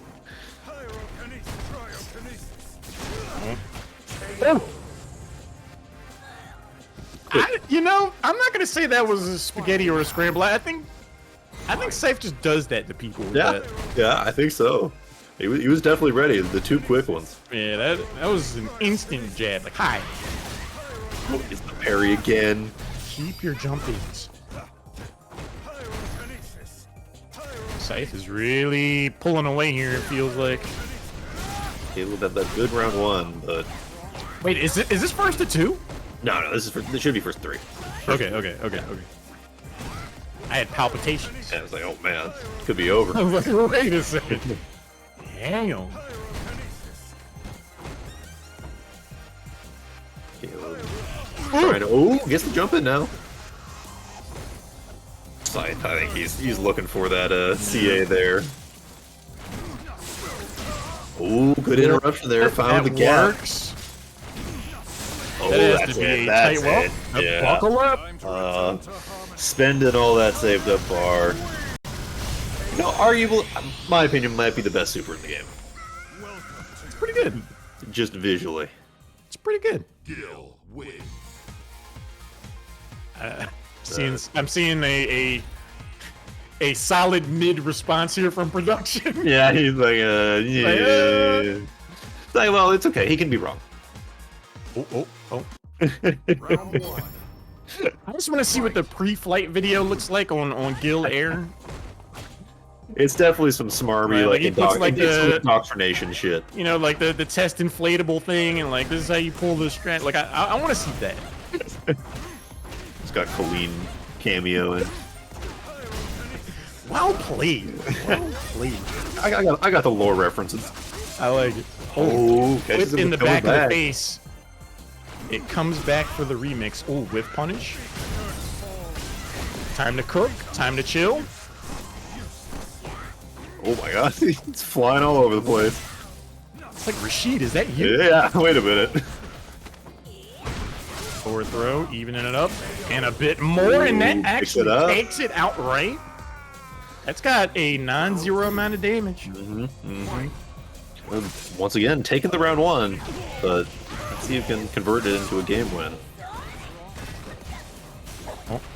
Yeah, I got the caltrops. Ooh, got 2 of them. Oh my god, the banana peels are real out here. Did a bunch of damage there. Oh! The parries. It is with the power of belief that Scythe is landing these parries. Absolutely. Oh. I caught All right. my bad. Yeah. Commentator's curse. Oops. Sorry. Oh, get gripped up. Now reversed it. Got him in the corner. Oh, catch the jump. Oh, he was ready. Just kept walking back. Uh-oh. Oh, that killed. Dude, when Caleb was in that corner blocking, I was about to say he had ice in his veins, but I didn't mean like that. I didn't mean... Yeah, no, Scythe isn't supposed to give it to him. I took it a bit literally. Now, potentially final round of this set. Ryan Especially cross if we up get stun this on the stun. board and it's Oh, here. that's it. That should be it. Yeah, easily it. Time to return to harmony. Kill. All With it. aboard. Once again, give me that ticket straight to Harmony. Welcome to your death. Zach. Because once the door on the plane closes, you're in there. Competitive, but still not quite close. 3-0 there from Scythe. Moving That was on. one of those like it was a 3-0, but it was close. Yeah, Like- 3-0 close though. We love a good 3-0 close Actually, though. like, Yeah, absolutely. They exist. I do think that all those games were 1 or 2 interactions away from us still talking about that match overall. Yeah. I mean, where there's a couple of those, and we're still waiting here on Game 5. But Scythe will move on for the game against AAA.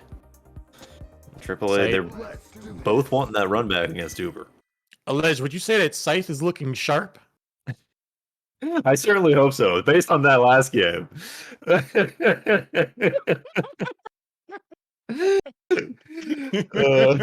Mice, not a fan of that one. Give him the thumbs down. I had to do it. I had to do it. I liked it. I had to, it was there. It was there. Right, now, once again, these top players in the Northwest, man, we're getting not quite your traditional matchups. You know? We never even heard of a Luke player. For I can only CCH2, imagine. I can't wait to see what characters this region lands on for Street Fighter 6. It's gonna be so weird looking, Yeah. I'm sure. especially with how much sauce almost everyone has in that game. Like, there's very few characters that don't look cool at some level. Alright. Right now, UWeebTripleA is looking good until the V trigger comes out. Big.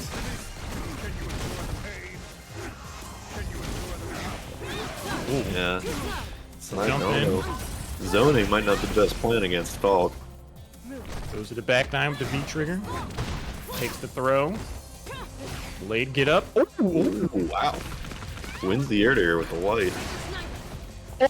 Oh, okay. Interesting hit there. And the bonk. Takes it up. AAA getting a lot of mileage off that aerial bonk there. It's working out. Ooh. Ooh, jumps out. Oh! If he gets that's another bad. lariat, I'm calling him freaking Lex Luger. Oh, gets the throw mix this time. Man. Ooh, AAA walking all the way in. Ooh. Man, I was wondering if he was going to get hit by that meteor. that was ambitious. Able to duck just under a V shift and a half. Ooh! Lose your turn. Forward throw. It might be the UWeebTripleA show. Gets the Got him. bonk. Gets the opening. Uh-oh. No way. No way.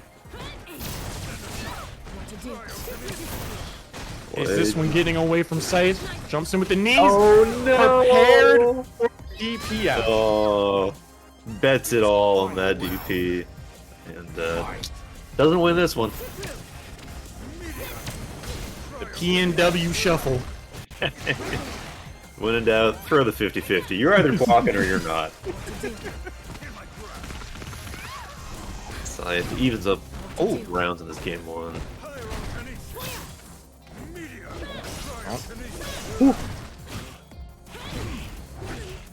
Alright, Scythe is Yeah, he's making his own game work. out-zoning Falk with guilt. Yeah, that's impressive, very impressive. Oh, Ooh, man, remix. double V shift. It's like, oh wait, hang on, I didn't get the punish the first time. Let me do it again. That was a statement V shift. It's like, stop doing that. I can counter this. There. Scythe takes another one. Gil. Forward. I just feel like- for him. I feel like Scythe just had a giant clock. He's like, it's time to stop. Yeah. Enough is enough. This is an intervention. It's like Tired you of are this. doing this too much. Round one. Take a different option. Fight.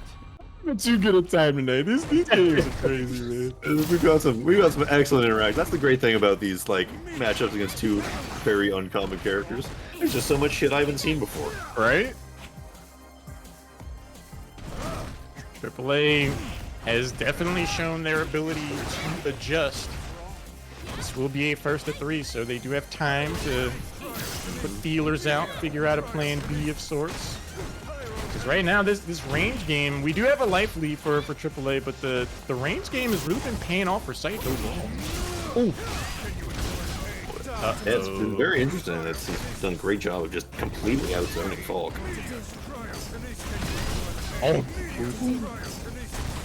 I mean, Oh, hell here. Just objectively outzoned right now. Yeah, it's like, sure, you can crouch and throw a fireball, and then you'll get hit with 2 of mine. There you go. Back 9 comes out. AAA. Oop, he's got super now, so if he can get a full hit, there it is! Alright. Stealing this round a little bit. Concussed. Get your noodle knocked.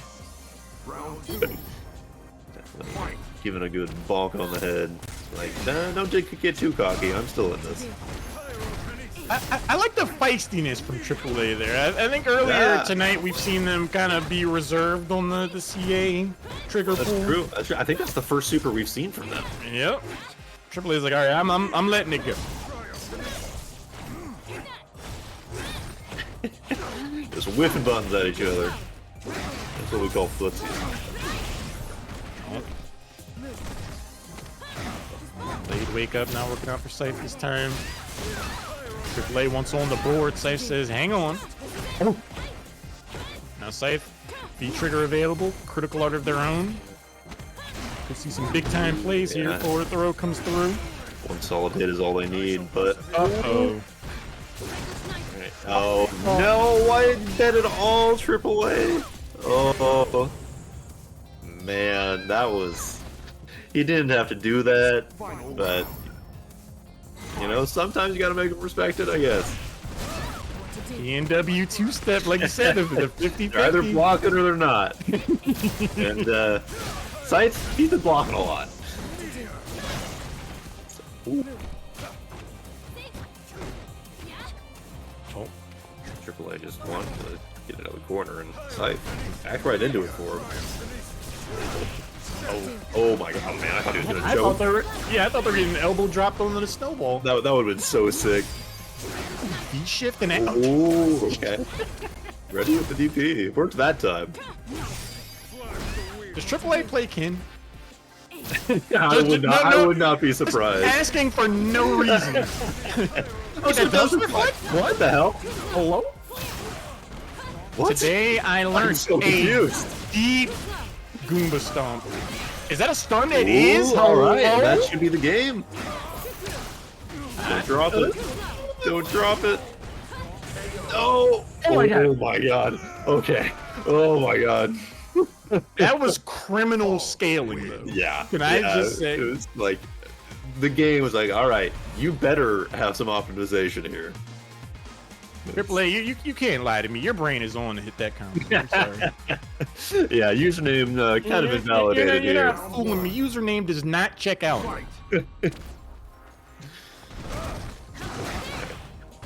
Taking it to game 3 here. Even it up 1-1. Got us a ball game here. Waiting to see who gets back at UberIsYummy. Ooh, V-shifts, but ready. Ooh. Caught reaching. Stun is an option. The Reaching shooting. yet again. Oh, no punish.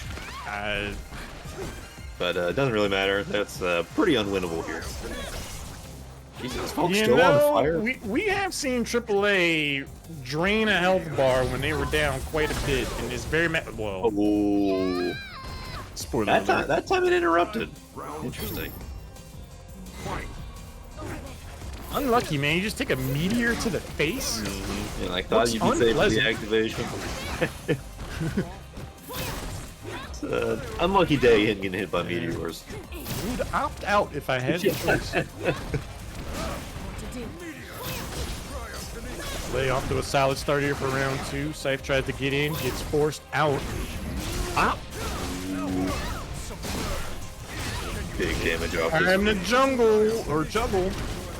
Got him, got him. Fall. Probably not that used to working your way in against fireballs. Man. Getting big Oro vibes out of that. Yeah. Doesn't pull. Wow. That'll cost you. That might have been death if that had worked out. Oh no. That might have been a frustration DP right there. Dude, I felt a genuine jump scare. Oh, that's too bad. He made it over, and I was like, ugh. Yeah, it was like, ugh. The problem with having the one button DP is you got a little less control about which direction it's going. That's a good point. I don't know if I've ever seen a cross-cut Falcon DP. Yeah, so same thing with Ed in the rookie bracket. Very similar. But All out here, potentially the final game of this yeah, best of 5 if Scythe has their way. best to go to a game 5 here. We all love to see it. They've got it in them. Absolutely, they do. Ooh, all right, it's a V-shift punished. I had no idea how that interaction was going to work. No, I was just wait and see. like, okay. I was like, wait, is that a punish for Scythe or what? It just kind of worked out where AAA is putting in the damage. Not quite. Whoop. Bonk. Yeah, it's like, you know, after that first game where Scythe was like, no more of those. Right? Play listened. That's the he didn't do one that entire last game. It's like, oh, you forgot about this, huh? It does feel nice in like a first to 3 set where you're like, you know, one option that you've been using gets hard punished, so you stop using it, but then you can use it again. It's like, ah. You can do a little bit some deep conditioning. Like, just like old times. Old faithful. Yeah. That old flame never dies. Speaking of flames, Seriously. burning here. Oh. It's caught low. Movies. Ooh, all right. Check. Looking good here from AAA. Oh, we're back on the B-ship. Yeah, wait a minute. I've seen that movie. Like, okay. Like, you got away with it last round. Put it away now. Oh. Scooped him up. Big time anti-air. Not quite enough. No retribution, no round end. He's that little low kick that came. Yeah. I'm trying to steal it. Very good. Oh boy. All right. Going the final round. Man, that's gotta be rough from AAA. I bet he thought he had the. This is big. AAA fighting for their tournament life here. We either seeing Game 5 or the beginning of Grand Finals right here.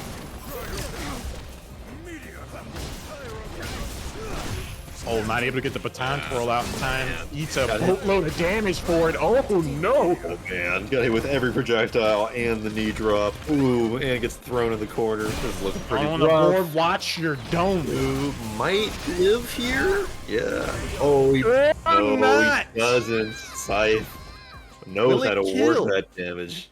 There was a few of those moments in this set. I genuinely thought AAA had another chance there. Yeah.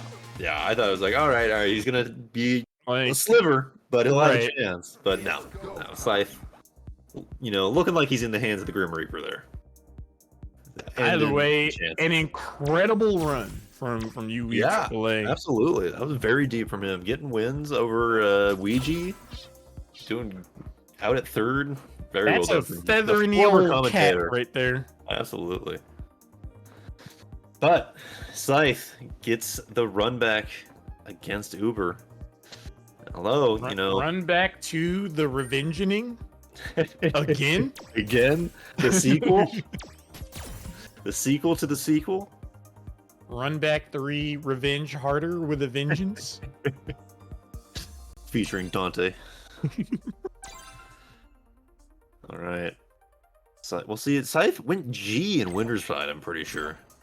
He did, and that's how he ended up in the lower side of Yeah, yeah. So the way the Gil's cooking, leave him in the kitchen, man. I think so. It's like you see it on the lobby. That's his main. It's like it's who he's playing. Why and not? I feel like the Chun-Li matchup can't be that bad. It's probably fairly similar to the Falk one. I will say this. I don't know the answer to that. I know it can't be worse than how that G That's a very good point. It looked like G only had 3 buttons. Yeah. Yeah. He got some good instances of damages off G, but it's hard not to with G. It just seemed like G could just not get in. And there it is. Brings out the I kill. do like this choice. Lots of combo extensions. We've seen Scythe just pull off wonders with the zoning game as well. That could have a part to play in this matchup. We're getting into grand finals. Well, Rainier Rushdown A. See if Uber can clean this up, or if Scythe is gonna make him sweat a little bit. Be nice to see that out of Uber. He hasn't really had to deal with that.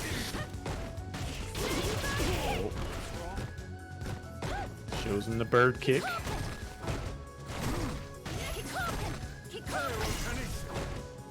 Who's gonna condition who first? Oh, forward throw. He's battling back. V-trigger online. Holding the chill. Yeah, Uber's just content to hold down back there. We're flexing out here. We're showing the parries. I got those. Oh. Dude, he came in quick with that low punch after that parry.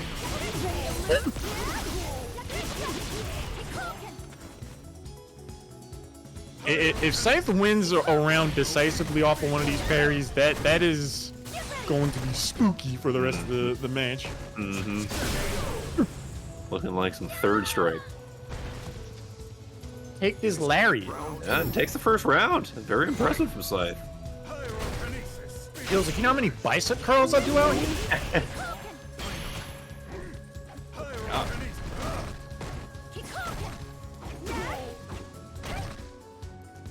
Working that crouch heavy punch. I Stretch out. I want Gil on my Trivia Nate team. He knows all. Definitely be an advantage. Ooh, spinning bird kick. Uber showing some respect for the pressure. Gets out, gets the cross up, gets an opening. Oh. We're in the driver's seat right now until a big time jump in comes in from Scythe. Yeah, evens up the live totals here.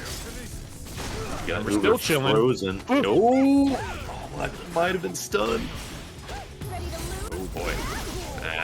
Uber with the adaptation. I think that parry got baited out hard. It absolutely did. Uber was ready for it. It's like, all right, you can parry it. You still got recovery frames. The cheeky parries get a shelf life of 1 round out here. Excellent adaptation from Uber. Like, all right, I'll give you a round. I'm still taking this game. Oh. Tried to slide under. Not safe at home.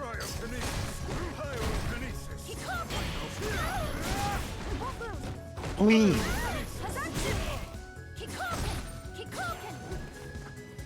Neutral jump. It's over with Koken. It's time. Ooh, yeah. Caught low. Bounce. Man. It's like just getting so much off these V-trigger activations.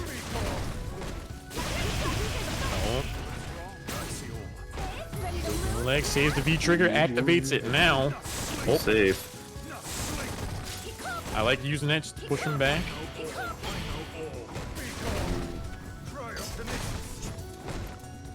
It's like doing a good job at, I think, staying at the... Oh! Denied quite enough parries. It's that Ryu syndrome, man. You can get lost in the sauce trying to parry fireballs. Trying to be too fancy. Oh, ready. Okay.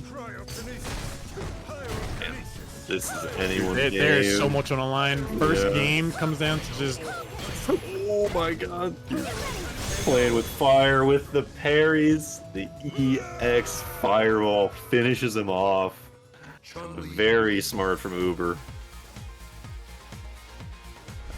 Scythe is playing his match dressed up like Daredevil right now. Just the man without fear.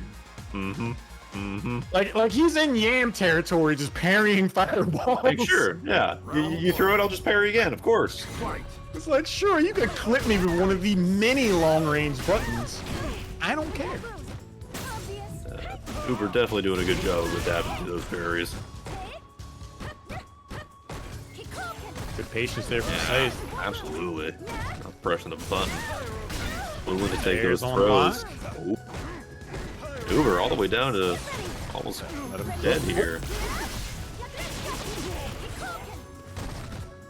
That's a way to get back in. Good shimmy there. Scythe again with the patience. Oh, keep with the Yam. punish. Chill. Not enough to get the round, though. Pretty tough comeback from Uber here. Yeah, there it goes. Alright, Scythe once again taking the first round. That round was ice cold. Oh, able to block in time. Yam. Throw it out. Sweet potatoes for everybody.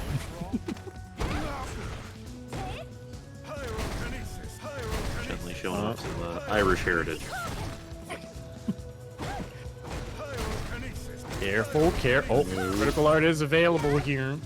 Not something to worry about just yet, but something to keep in the back of one's mind. V-trigger is up. That's so frustrating. You activate your V-trigger, you're doing all your things, and you're just gonna sit here, I'm gonna crouch, I'm gonna down back. He's getting I'll chipped take out. This, yeah, I'll take this chip. Uh-oh. Ooh, that's dangerous. Oh, blocks the cross? That's... I didn't block that. But, doesn't matter. It did look like Scythe went for a parry attempt there. He did. I wonder if that was Drops around for the trouble. maybe the intentional bait from Uber. It's like he's done it before.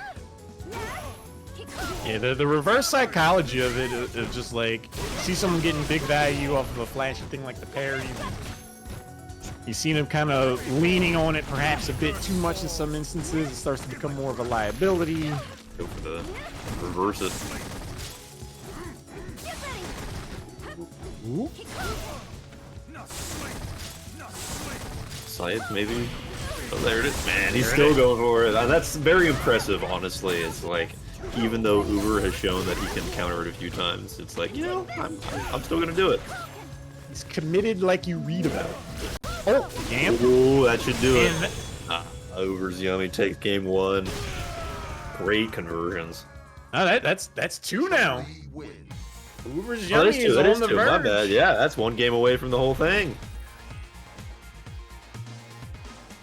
Once again, going for the back-to-back. See, Alleged, I'm about to change the way you look at Chun-Li forever. You see, Chun-Li wins, and then in the victory thing she does, she mashes the Yam right at the end. You'll She never lets unsee you it. know. Yeah, she's like, You'll this is never what unsee beat it. you.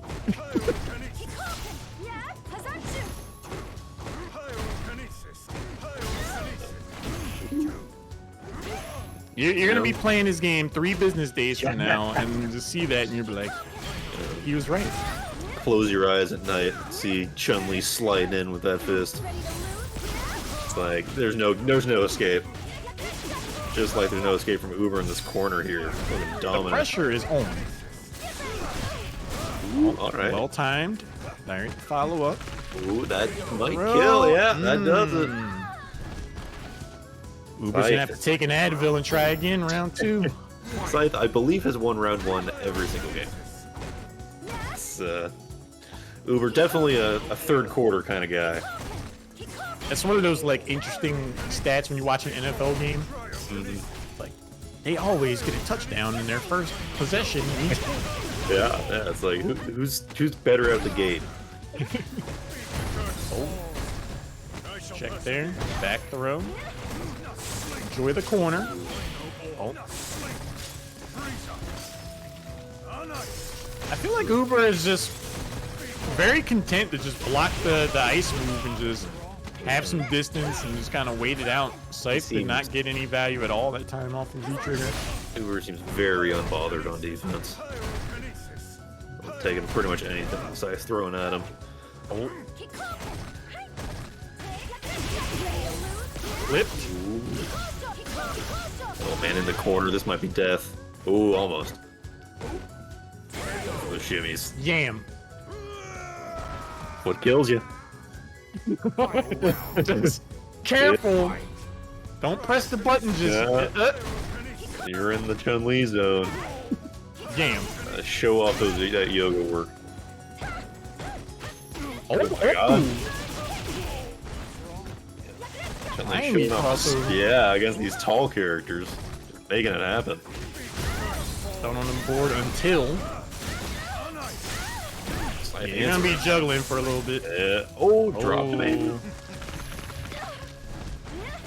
I have to settle for the throw afterwards.